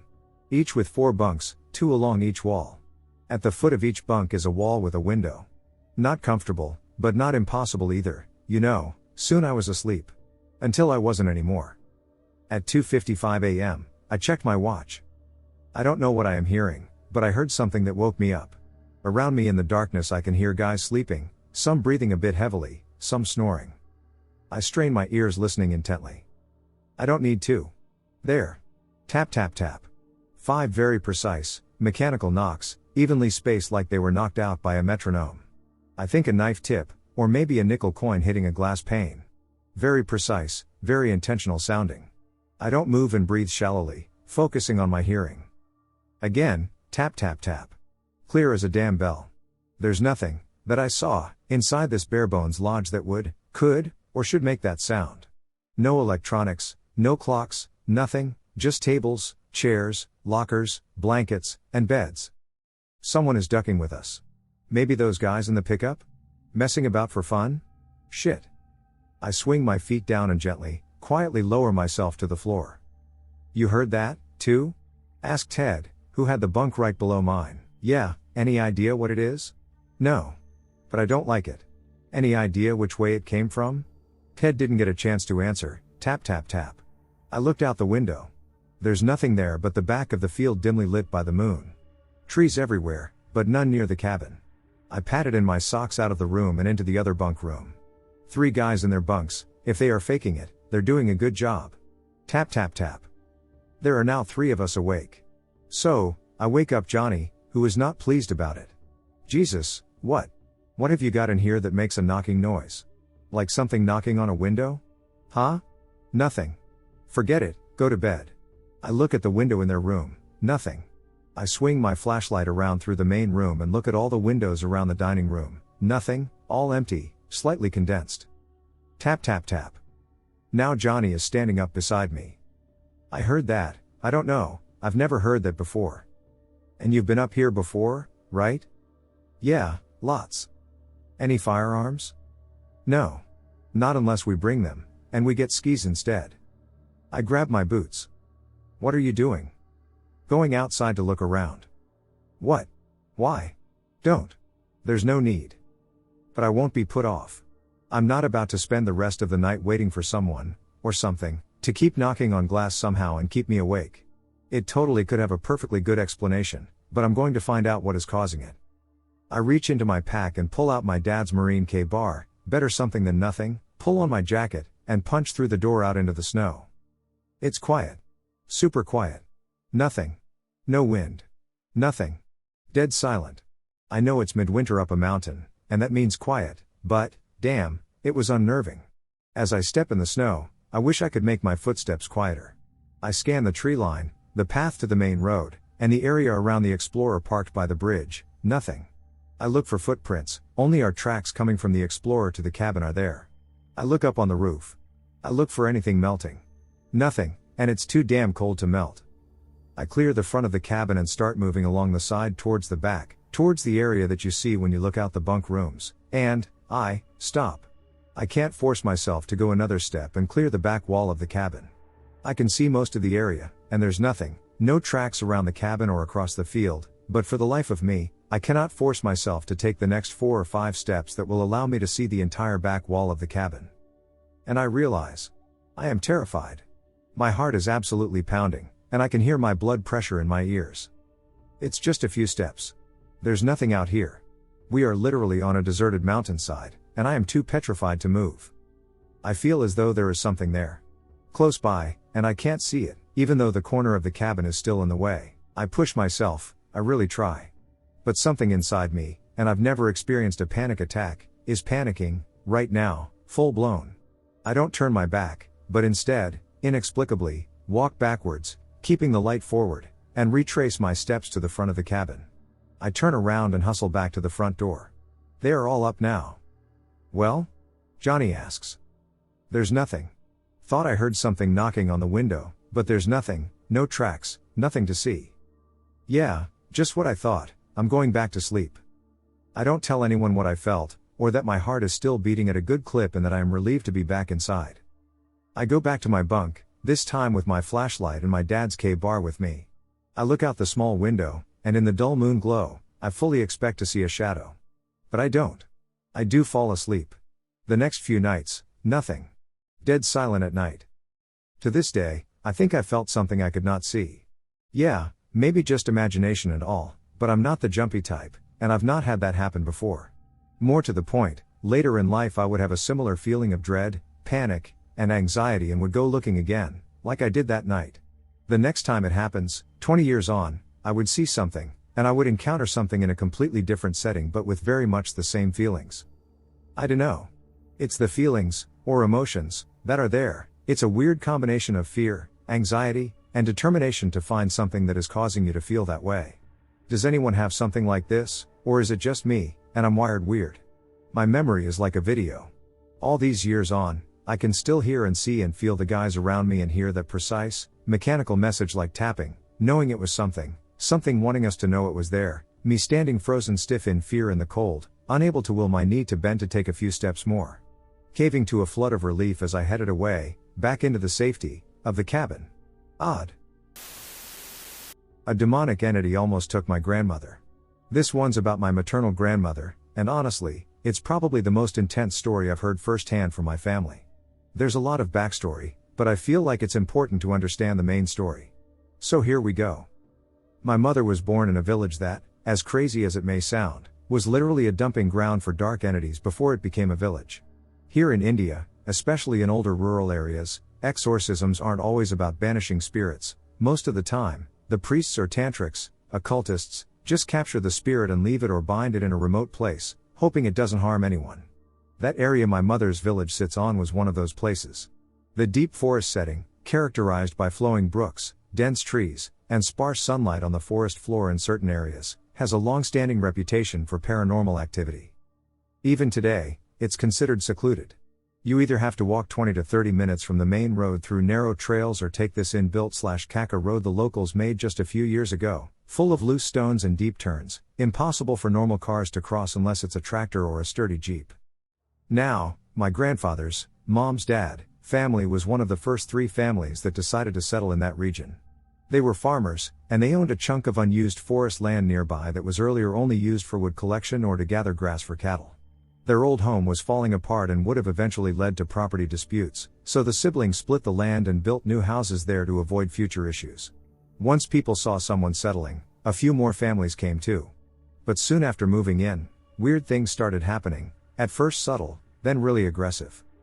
Windows shattering at night, hearing laughter and crying in the forests, illnesses after any encounter with no medical cause, cattle dying for no reason, blood stains outside homes, random dead animal meat dumped near the doorstep, and something, or someone, knocking at their doors past midnight, asking for food, screaming, crying, and pleading. All the families were terrified. They reached out to priests and spiritual people, but most of them backed out as soon as they learned the scale of it. It wasn't one entity but possibly hundreds. Eventually, one respected priest agreed to help and suggested the best long-term solution: to bring a powerful deity into the area. Since resources were tight, they couldn't build a full temple, so instead, they carved an idol of Lord Hanuman on a giant rock located on my grandfather's land, in the possessed land. That same idol is still there today. The priest and his group came and performed pranpratistha, a ritual where the energy/consciousness of a god is invoked and placed into the idol, turning it into a living deity. After the ritual was done, things calmed down significantly. The darker forces were suppressed. Some minor stuff still happens occasionally, but that insane level of paranormal activity stopped. Years passed. My grandfather got married to my grandmother, they had kids, and life was peaceful. All that changed one night. Roughly 35 to 40 years ago, my nanny stepped out in the middle of the night to relieve herself. Back then, homes in rural India didn't have indoor toilets. She was doing her business near the edge of the forest when she suddenly heard a laugh. A disturbing, non-human laugh. Then a woman's voice: "Should I come there? Should I? Okay, I'll come." Laughs. "I'm coming." Before the voice could complete its sentence, my grandmother hurried back into the house. She didn't tell anyone about it because my grandfather, wasn't home. He worked far away and only visited once every few months. That night, she slept in fear, alone with her children. By morning, she had a high fever. Nothing unusual showed up, just this intense fatigue, and she kept getting sicker day by day. My mom, who was the eldest kid, in high school back then, ran around to call the local doctor, more of a local healer than a real doctor. They tried some meds and home remedies, but nothing worked. By day 2, my mom wrote a letter to my nana explaining the situation and asking him to return. It took him a week to reach home, and by that time, Nani was very sick and weak. They took her to the hospital and tried different medicines and tests, nothing worked. Even after trying multiple doctors and spending a lot of money, no one could explain what was happening. Eventually, Nana decided to take Nani with him to the city where he worked so he could care for her full time. But this created a problem: all the kids were left alone, and someone had to manage the house, the fields, and the cattle. That's when my mom stepped up. She was 15 or 16 when she left school to farm, their only income. Months passed. Nani's condition only got worse. She stopped eating, lost weight rapidly, couldn't get up, and couldn't talk much. My nana used to write letters but always hid the seriousness of her condition from the kids. But word got around. Villagers who visited them in the city would come back and tell others how bad Nani looked, how it seemed she wouldn't make it. That's when one acquaintance suggested to my nana that this was not a medical issue, it was spiritual. He told him to go see a man who sat outside a very famous Hanuman temple in that city, a well-known occultist. They did. And that man told my grandparents everything. According to my nanny, she hadn't told anyone about that forest encounter, not even my nana, and had completely forgotten it until the priest brought it up, like the memory had been wiped. He told her that the entity she heard that night had tried to reach her but was stopped by Hanuman himself, who had placed himself between her and the demon. He said, "The only reason you're still alive is because of him." He then gave Nani a small packet of powder and instructed her to eat it immediately. Within minutes, she started vomiting, but what came out wasn't normal. It was thick, black, tar-like vomit. She said that after vomiting, she felt as if she had lost 50 kilograms and immediately regained her strength. On the way back home, while waiting for their bus, she told my nana how hungry she was. He took her to a small stall nearby and got her rice. She ate enough for 3 people after months that day. She recovered almost completely within the week. They returned home shortly thereafter, and my mom resumed her college studies after taking a year off. That idol, the one carved on stone, is now enclosed in a proper temple that the villagers later built together through donations. It still stands there, and people worship there daily. I don't have a picture of it, but it's something I'm going to make sure I click the next time I visit Nani, not going alone into that forest though lol. My grandmother is still alive and doing well. But we lost my nana during the COVID wave. An echo in the woods. I grew up in a very rural area in the deep south. I spent my childhood running up and down the roads with local kids who became dear friends. We'd spend hours traipsing through wooded areas, swimming in bayous, hunting snakes with machetes or BB guns, making bow and arrow sets. I could go on, but I just wanted to point out that I spent a lot of time outside and that my time there usually involved some type of wilderness. There was a particularly large patch of wild land that we referred to as the cow pen. Note that there were no cows or even grazing land for cows. It was just called that, and we accepted it. I could tell many stories about things we encountered in the cow pen and could even draw a Lord of the Rings style map denoting the various areas in the cow pen, such as Skull Hill or the Lost Woods, but those are tales for another time. This particular event unfolded over the course of a week or so and involved many of the local children. The first time any of us noticed anything odd occurred one afternoon when I was hanging out with my friends Ben and Aaron. We were playing some type of childhood game near a barbed wire fence that marked one of the boundaries of the cow pen. The area we were at had a large oak tree that we often climbed, and at one point it even built a tree house in. Behind this tree was a cleared path that was about 5 to 7 feet wide. Behind that is where the thick foliage of the cow pen began to appear. While we were playing, I heard what sounded like the laughter of two little children coming from just inside the cow pen. I distinctly remember thinking that I heard a boy's laughter and a girl's laughter.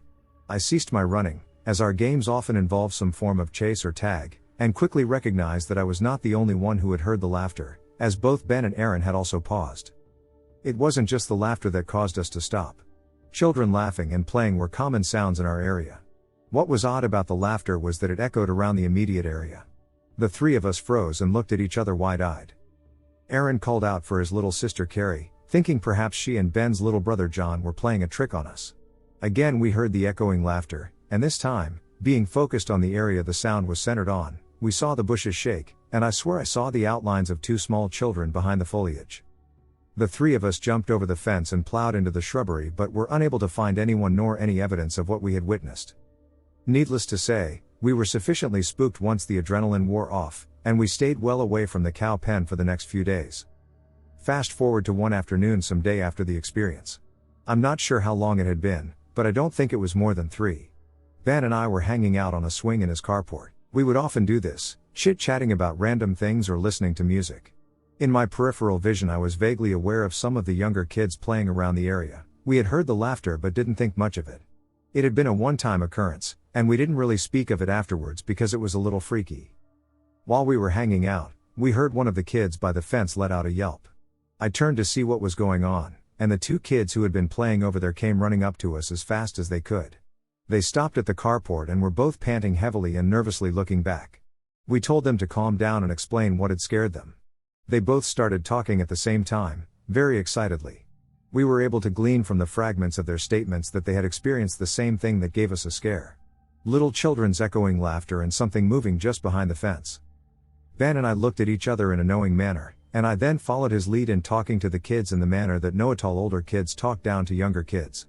We explained to them that it was just a figment of their imagination and not to be worried. After they were somewhat convinced, they left us alone, and Ben and I started talking. I asked him if he had told his little brother or anyone else, and he replied that he hadn't. We immediately went to Aaron's house and asked if he had told anyone, and he said that he hadn't. We were concerned but really didn't know what to do. We were sure that saying anything to our parents would just result in them treating us the same way we had treated the younger kids. Over the course of the next week or so, the same thing kept happening to different kids in the area. The most recent incident I am aware of occurred on a Sunday morning. I know this took place because almost everyone was at church for the morning service. I went at a different time, so I was the only kid around. It was fall that all of this was going on, and we often played football in each other's yards.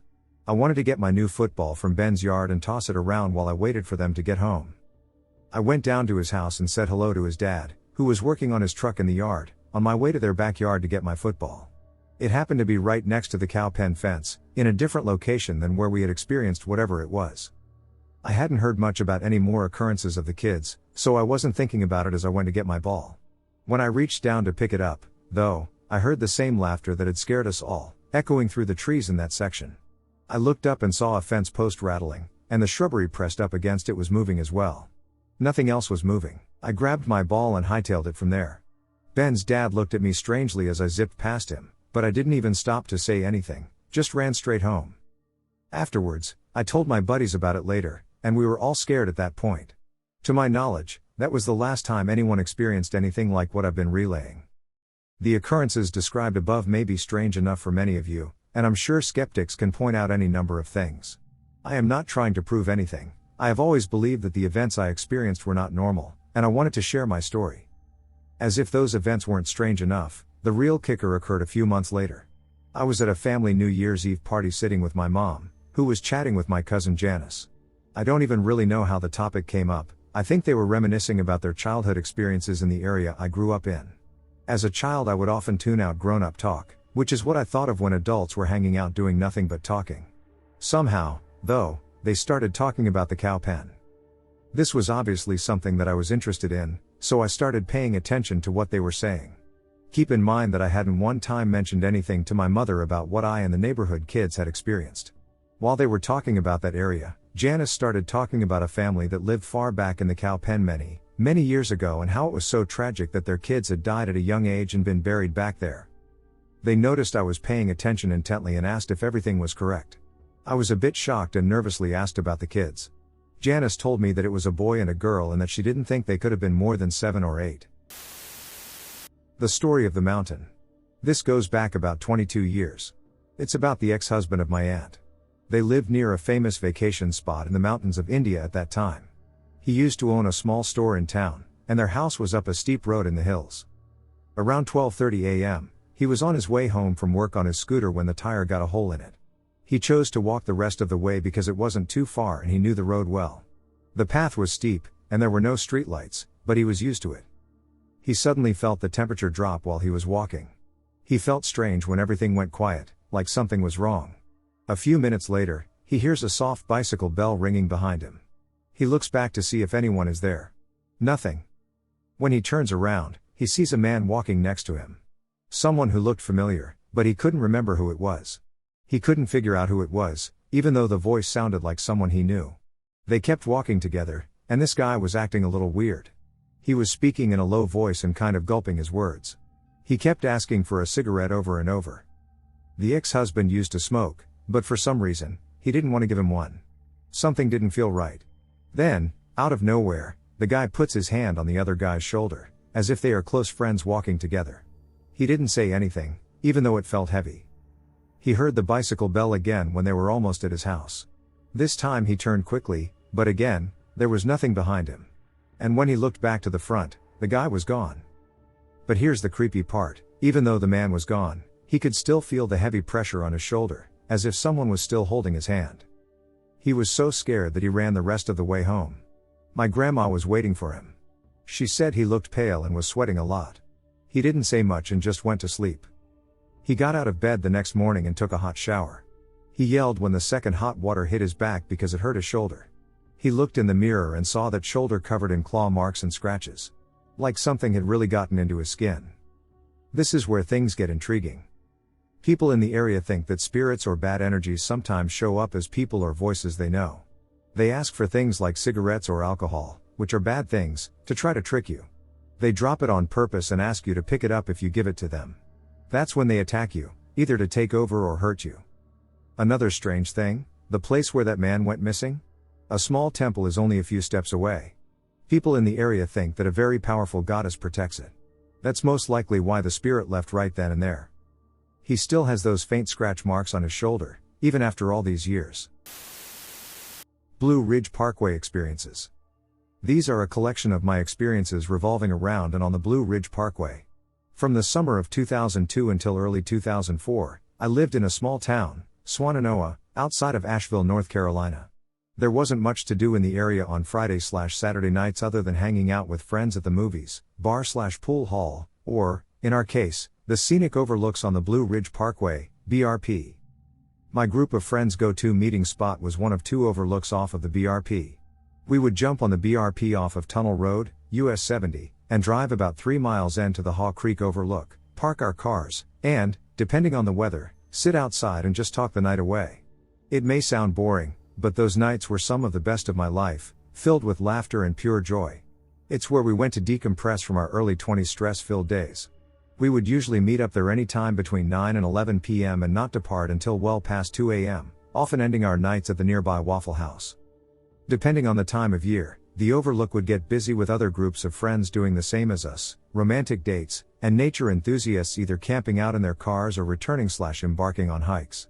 On certain occasions Haw Creek overlook would be too crowded for our liking, so we would proceed to the next overlook, Tanbark Ridge, which was almost always nearly empty.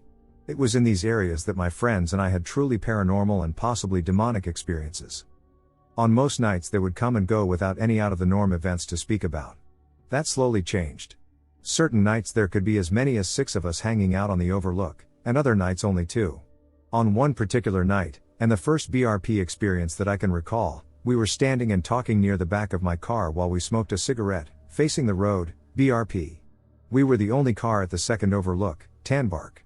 When we weren't talking with each other, it would get quieter than quiet up there. Throughout the entire night, we could hear what appeared to be conversations or voices emanating from the mountainside opposite our group. It wasn't uncommon for night hikers or campers in the area, but these voices were not coming from an area that was known for trails or camping. As we were standing near the back of my car, we all heard the voices louder than before this time. At first it was from our left, then immediately from our right, and then finally straight in front of us. The voices, although rather loud, were inaudible. We couldn't make out what they were saying, almost like gibberish or a made-up language. We were all expecting to see someone by how close in proximity the voices were, but there was no one around us. No car had even passed the overlook for a while. We wrote it off as having to be hikers conversing somewhere on the mountain and their voices somehow carrying or projecting through the woods. For weeks after we told the story to our other friends and coworkers, they would also share their similar accounts with us. That was the start of many more strange and sinister occurrences. Simultaneously with the strange events that I experienced on the BRP, my family and I were also experiencing paranormal activity at the house we were renting in Swannanoa. I won't get much into that, but I wondered at the time if the occurrences were related in any way, but as time went on and more events happened, I didn't think they were connected at all. The night that I believe triggered a string of events was a Saturday night after work. Before heading to the first overlook, I stopped and picked up my friend, and we proceeded to get on the BRP. About halfway up from the entrance to the BRP and the first overlook, we noticed a pickup truck 3/4 of the way into the woods off of the road with only its interior, dome, light on and a man returning to the truck with a shovel in his hand.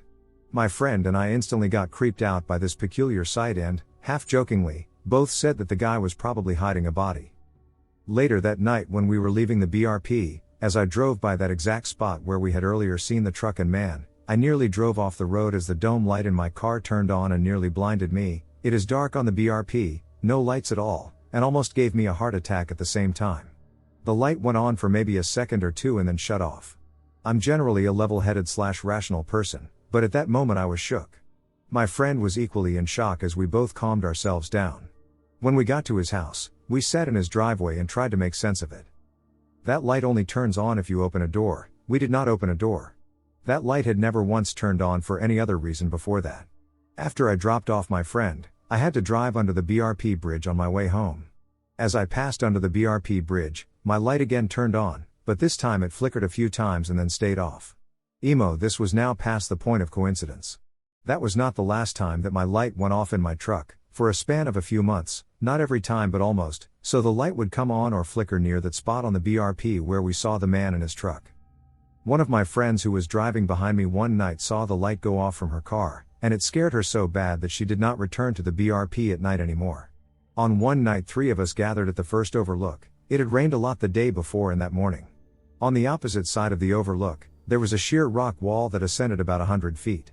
There was enough moonlight that night to see the water trickling down the rock wall. It was my friend that was riding with me when we saw the man that noticed that the water coming down the rock wall appeared to resemble a person's head tilted sideways. I agreed, and so did our other friend, but as more water ran down, it looked like it formed a rope around the person's neck, and as time went on and more water rolled down, the person resembled a girl. It was almost too clear, like someone purposely created this effect. We started concocting ideas that perhaps that man did do something bad in those woods and maybe the light flickering and the water on the rocks was a calling of sorts. I had disabled the light in my truck from going off. It still went off a handful of times after that, which should have been impossible. But the cherry on top of it all was on the night that I was the last one of my friends to leave the overlook. As I drove down to leave the BRP, again near the spot, my front driver's tire blew out.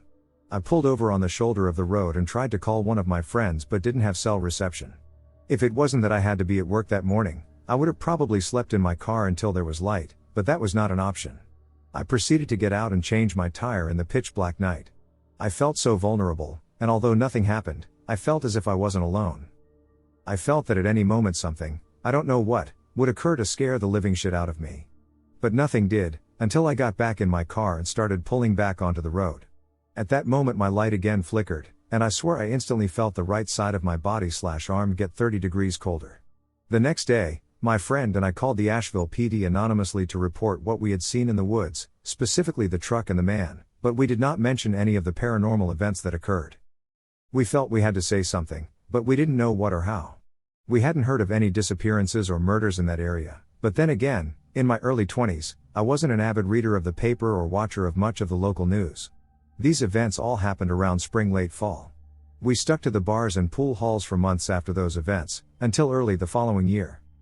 We finally decided to venture back to the BRP more frequently. My friend and I, same friend, were starting a new band, and the BRP was a great place to collaborate and write songs at. One night, my last night ever spent on the BRP, we took up an acoustic guitar to help finish writing a song. That night both overlooks were crowded, so we drove to this little cut right off the road just past the first overlook. We settled there and propped open the tailgate of my GMC Jimmy.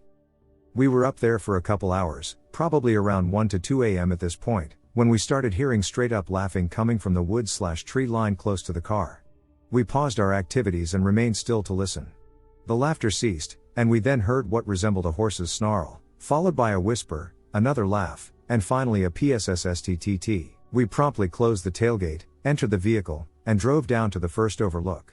At that time, there were no other vehicles present at the overlook. I parked my car with its front still facing the road, rather than in a designated parking spot. We had no idea what those sounds that we had just heard came from. It just didn't make any sense. At the overlook, my friend got out of the car to take a piss. We both then lit a cigarette and decided to head back to the car as it started lightly raining. Just before we got back to the car, we heard what sounded like a gallop or horse hooves getting louder from the area that we had just left. I had a sinking feeling in the pit of my stomach and had an overwhelming feeling to just get the duck out of there, and so did my friend. Without saying anything to each other, we ran and jumped into my car to leave. As I turned over the key and started the car, I happened to look back, and that's when I saw an image that, to this day, I will never forget. I saw what looked like a tall, goat-like man. I distinctly saw horns as it started running full speed towards the car. I didn't look back again and drove like a bat out of hell from that area. My friend didn't look back, but he heard the galloping getting louder and shut his eyes. Neither one of us returned back to that area at night ever again. I moved away from NC in 2004, my friend still lives in the area. However, to this day he does not go up on the BRP at night, he only visits during the day. When we meet, we can't help but discuss everything we saw and did then. We often discuss the possibility of revisiting that area at night, despite our overwhelming fear. The intrigue of the unknown captivates us, and we both wonder why those events happen to us. I've been camping in my backyard for a few months, and on several occasions, I've noticed something outside my tent. I enjoy sleeping outside. I have my tent in the back corner of my yard, up against the woods. Usually around midnight I go to bed.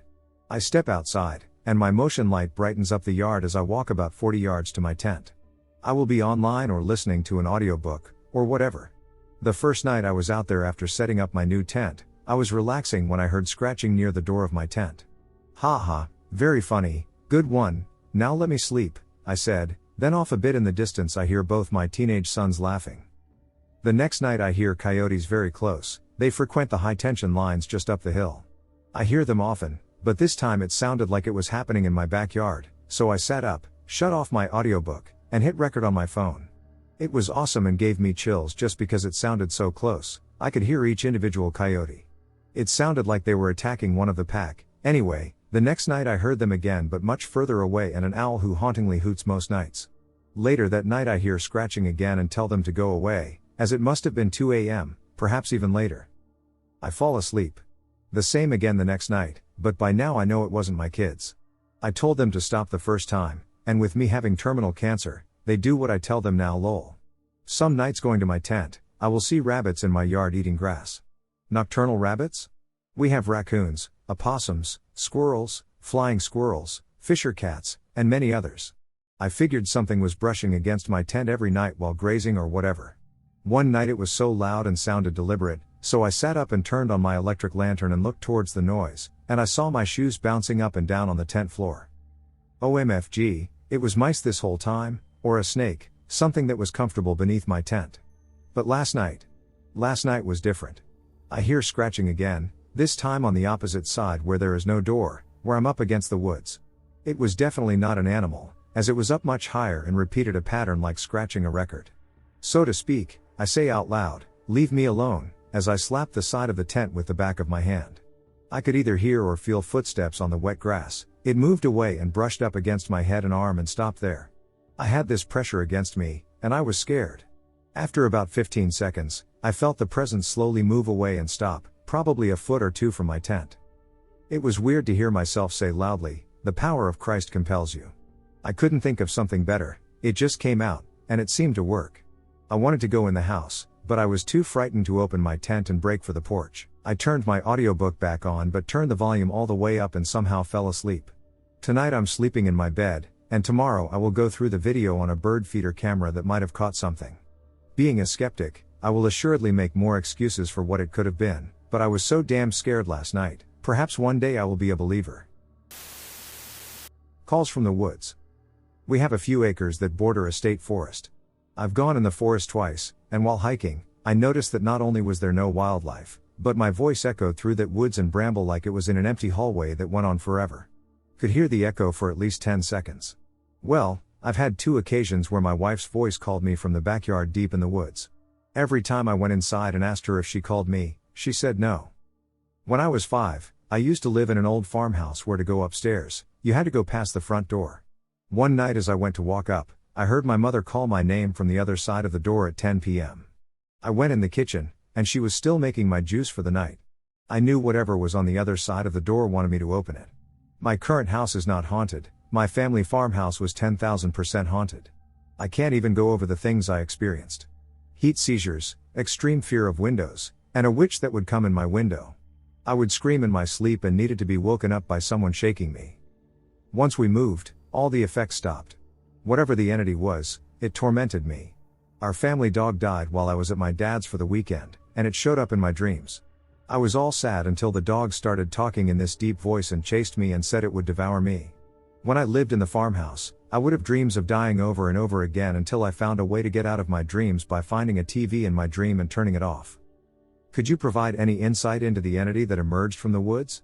The entity in the farmhouse was potentially my great-great-grandmother, who everyone said was the meanest person they ever met. My wife has even witnessed me as a doppelganger lmao. She watched me walk towards the front door with my joint, and she asked where I was going. My doppelganger looked at her and went outside.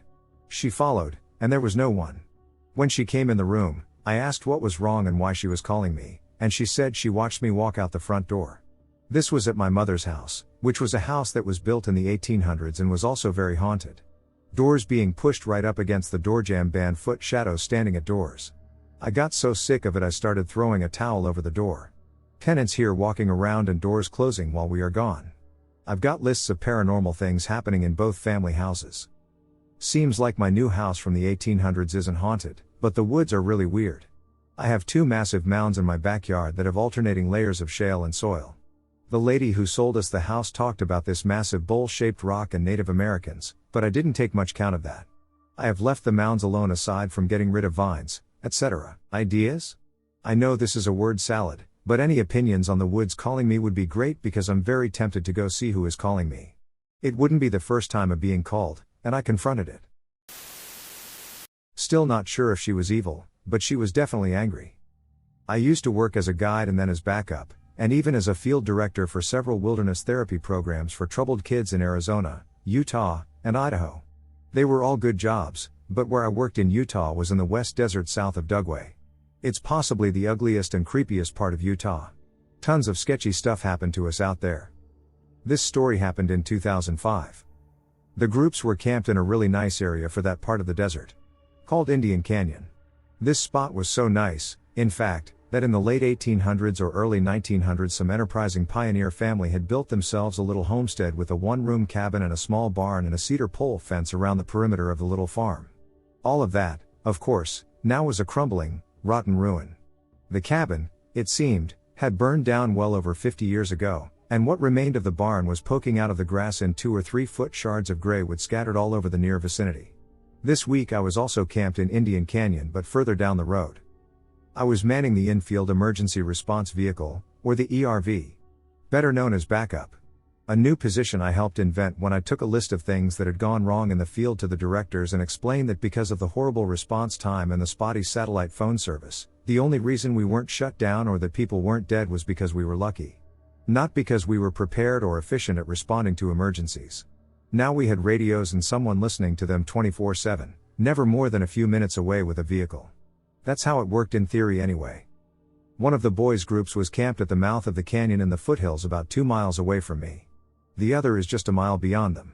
The girls were close too. I was camped somewhere in the middle of the canyon on top of a small ridge that had a little jeep track side road branching off of the main dirt road running up the canyon, and the girls were just a couple of ridges over, maybe a mile away, though to drive to them I'd have to go back out to the main road and take a different jeep trail up to their spot. Maybe a 5-mile trip. I was about a mile and a half below the staff training group that was being headed up by my wife Jessica, divorced now. There were going to be several groups of parents coming out to visit their kids later in the week, so both the boys group and the girls group, all on that side of the mountain, had all elected to stay put for a few days and work on building backpacks and gathering fire sets and a lot of other primitive skills. The training group had been in the field for almost a week, and they were getting ready to split up and go join the student groups for the last several days of their training. This left me with less to do than normal. I didn't have to find new sites for groups or drop anyone's water or food. Everyone was well taken care of, and no one was moving for several days. I decided to build a sweat lodge next to the creek up near where the new staff was camped. I found the perfect spot well out of sight of the group on a little smooth sandbar right by the water. I got to work. I harvested some long willow saplings that were bendable enough to weave a frame with and arranged them in a 10-foot circle, digging down 1.5 feet for each one to anchor it in the sand. I bent them into a dome 4 feet high and 10 feet across and wove the branches together with supporting crossbars until I had a structure that I probably could have stood on without breaking it. I walked down to the truck, which I had hidden in some pine trees 1/4 mile away, and hauled a large bin of tarps and cow hides and plastic sheeting, along with my fire set and some other gear, up to my lodge. As I was walking back to the creek, I remember feeling like someone was following me, but when I stopped and looked, I couldn't see or hear anything. It was a beautiful day for July. The morning had started out with some high wispy cloud cover, but that had long since burned off, and the noon sun was high overhead. It wasn't yet too hot, however.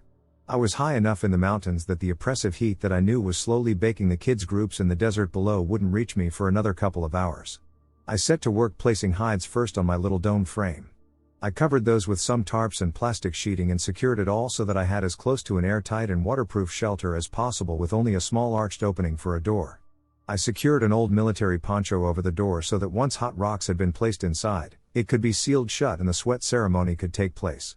I wanted it as hot as possible. There wouldn't be any children involved in this one, so we could go as hot as we wanted. I took the extra time around the base of the lodge to bury all the edges of the coverings deep in sand. This was as sturdy a shelter structure as I had ever built. It was nice.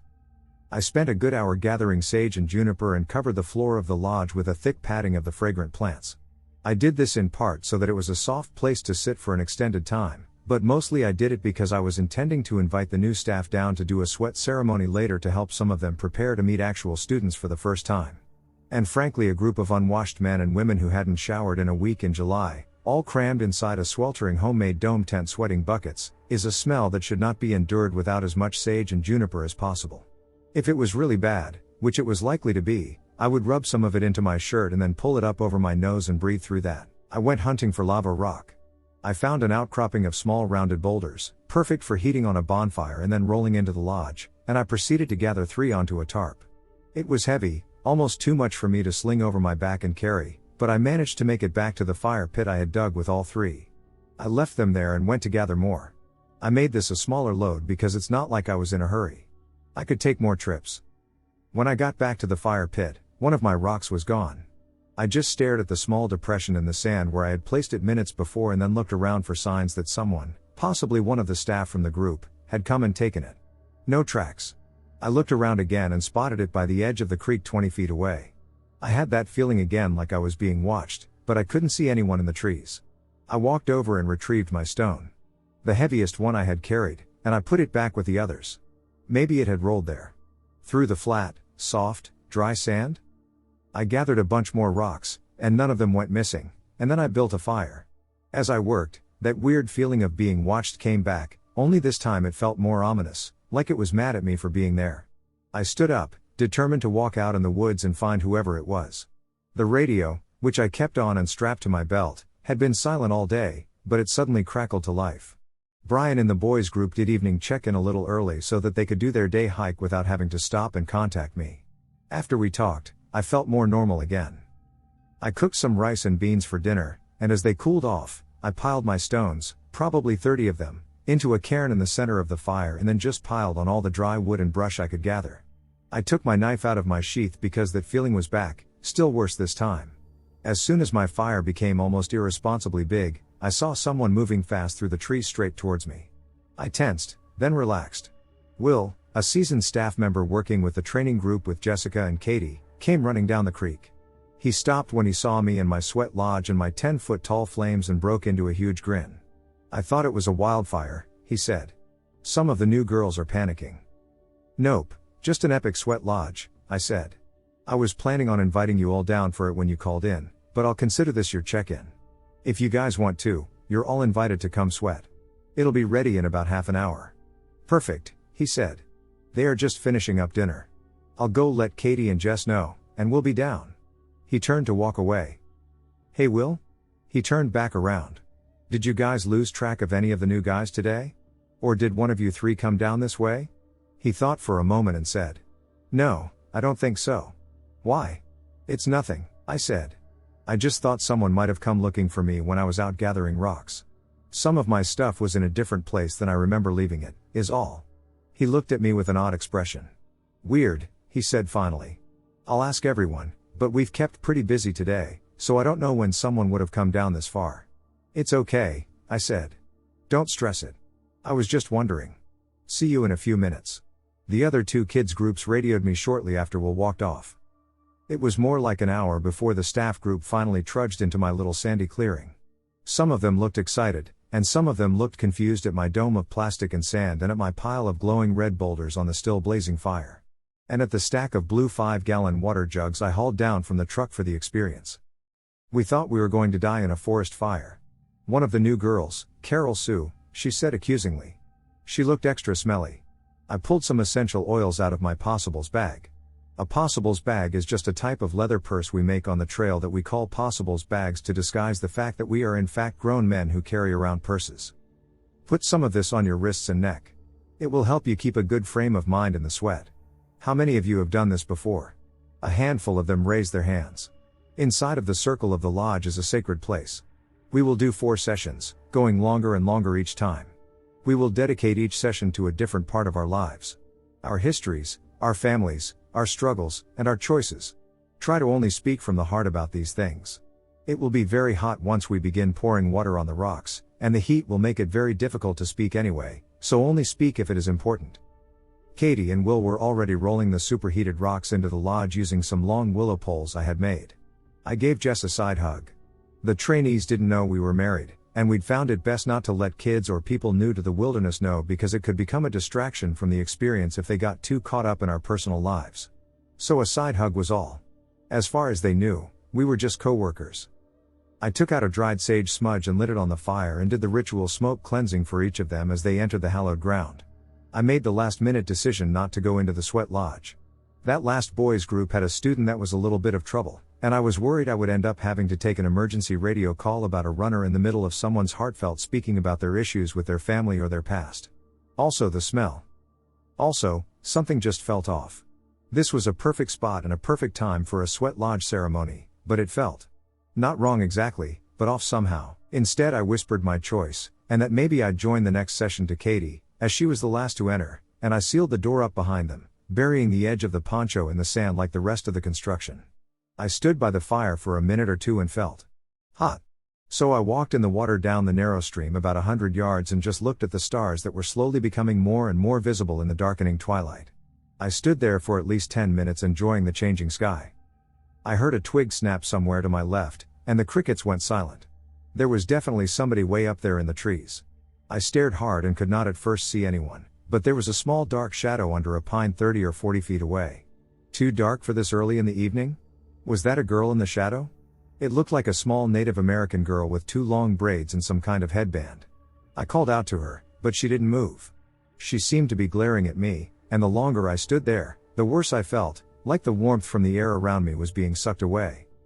So I took a deep breath and did what I always do in the woods when something unknown scares me. I ran at it.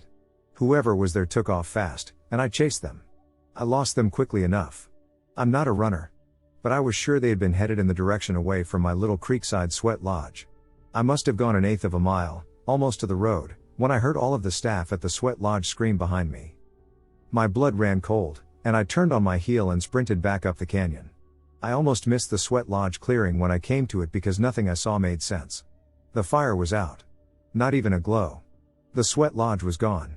The tarps had all been pulled and ripped off, and they and the hides were flung out in a wide circle on the ground, in the bushes, and in the water.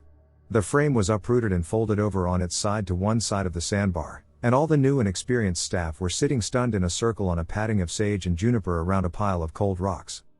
"What happened?" I yelled as I ran up. After a moment Katie answered.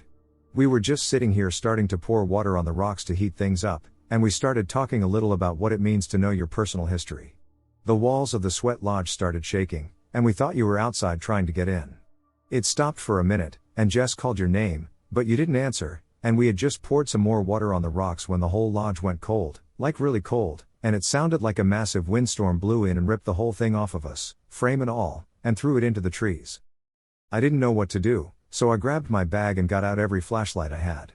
We started them checking each other for injuries. I lied to them through my teeth and told them it was a microburst windstorm and that they happened sometimes in Utah and that they were lucky no one got hurt and so on. And amid skeptical looks from the three who knew me, I got Jessica and Will to start taking the stunned newbies back to camp. But Katie stayed. Katie, who had been with me through so many other unexplainable things out there, knew what I was doing. She could tell I wasn't saying something. The fire is out. Like it's cold out. And it was 1,000 degrees 20 minutes ago. And the rocks that were glowing hot 20 minutes ago feel like they've been sitting in the creek, she said. What are you not saying, Dan? I took a deep breath. I just tried to chase down a little Native American girl who can run unnaturally fast in the dark. Katie sat down hard. I looked at her, but she didn't say anything, so I continued. Today while I was gathering rocks for the lodge, I felt like someone was watching me the whole time, and I swear I'm not making this up, but I set down that really big rock, the first one you rolled into the circle, and I walked away for a few minutes, and when I returned, it was over by the creek, like someone came and moved it, but there were no tracks, and it couldn't have rolled there. Then after you all went into the sweat lodge, I walked down the creek and heard something in the trees. It took me a minute to spot her, but she was hiding in a shadow under a tree. I think I had chased her for about 30 seconds when you all started screaming, and I ran back up here. What Katie said next made me sit down too. Did she have 2 braids and a headband? I nodded slowly. Early this morning, like 3 in the morning early, Jessica woke everybody up and said it was going to rain and that we needed to build a shelter. There were no clouds last night, I said. I know, said Katie, but she woke us all up and insisted that we needed to build a shelter and wouldn't drop it till we all moved closer together and put up some tarps. I like to see the stars if I wake up, so I moved in close just in case, but I didn't get under a tarp. Neither did Will nor Joshua, he's one of the new guys. Well, this morning just before it got light, I had a really disturbing dream where I felt like I was awake in my sleeping bag and was staring up into the tree above me, and there was this little native girl with 2 braids and a blue/gray headband up in the tree over my face staring at me. I knew I was dreaming, but I couldn't move or wake up. I was only able to move when Josh, on the other side of the shelter, yelled and sat up. I thought it was just a horrible dream until I talked to Jess about the rain last night. She admitted to me that she hadn't been worried about rain, but that she had been dead asleep when she felt someone reach into her sleeping bag and shove her head to the side. She panicked and lay there and pretended like she was still sleeping, but they knelt over her face for a few minutes. She said she was terrified to open her eyes. When she felt them leave, she waited for a few minutes and then woke everyone up. I was wondering why she slept in the middle of everyone. Now it makes sense. I was quiet. Katie spoke again. Before breakfast I asked Josh why he yelled and sat up. I was grateful he did, but curious as to why. He told me that he had a horrible nightmare about a little Native American girl, and when he thought he woke up, he saw her running at him. He yelled, and she jumped over his head and took off. That's when he really woke up and sat up. He was surprised I heard him yell. He thought he was still asleep at that point, and he dreamed the yelling part. I didn't tell Jess or Josh what happened to me, and I didn't tell them about each other, but at breakfast, Will told all of us about his horrible dream about a little girl dying in that cabin when it burned down. We all freaked out. It's all we've been talking about today. Half of the group didn't believe us. And Carol Sue, the loud annoying one, has told everyone that we're just trying to haze the new guys. Even Josh, who is a new guy, is in on it apparently. And then the sweat lodge thing happened. With what you just told me, I don't think any of us were dreaming. We were quiet for a long time. I think we should move camp down the road tomorrow, I finally said. I'll clean up this mess in the morning. Katie just nodded and stood up. Oh, and Katie, it's probably a good idea for everyone to be under the shelter to sleep tonight. And also, maybe don't light another fire. I'm guessing the one at your group site is out too. She sighed tiredly and walked off into the dark. I just sat there for a while and then slowly made my way back to the truck. I didn't feel like anyone was watching me anymore. But that didn't stop me from sleeping in the cab with the doors locked for the rest of the week.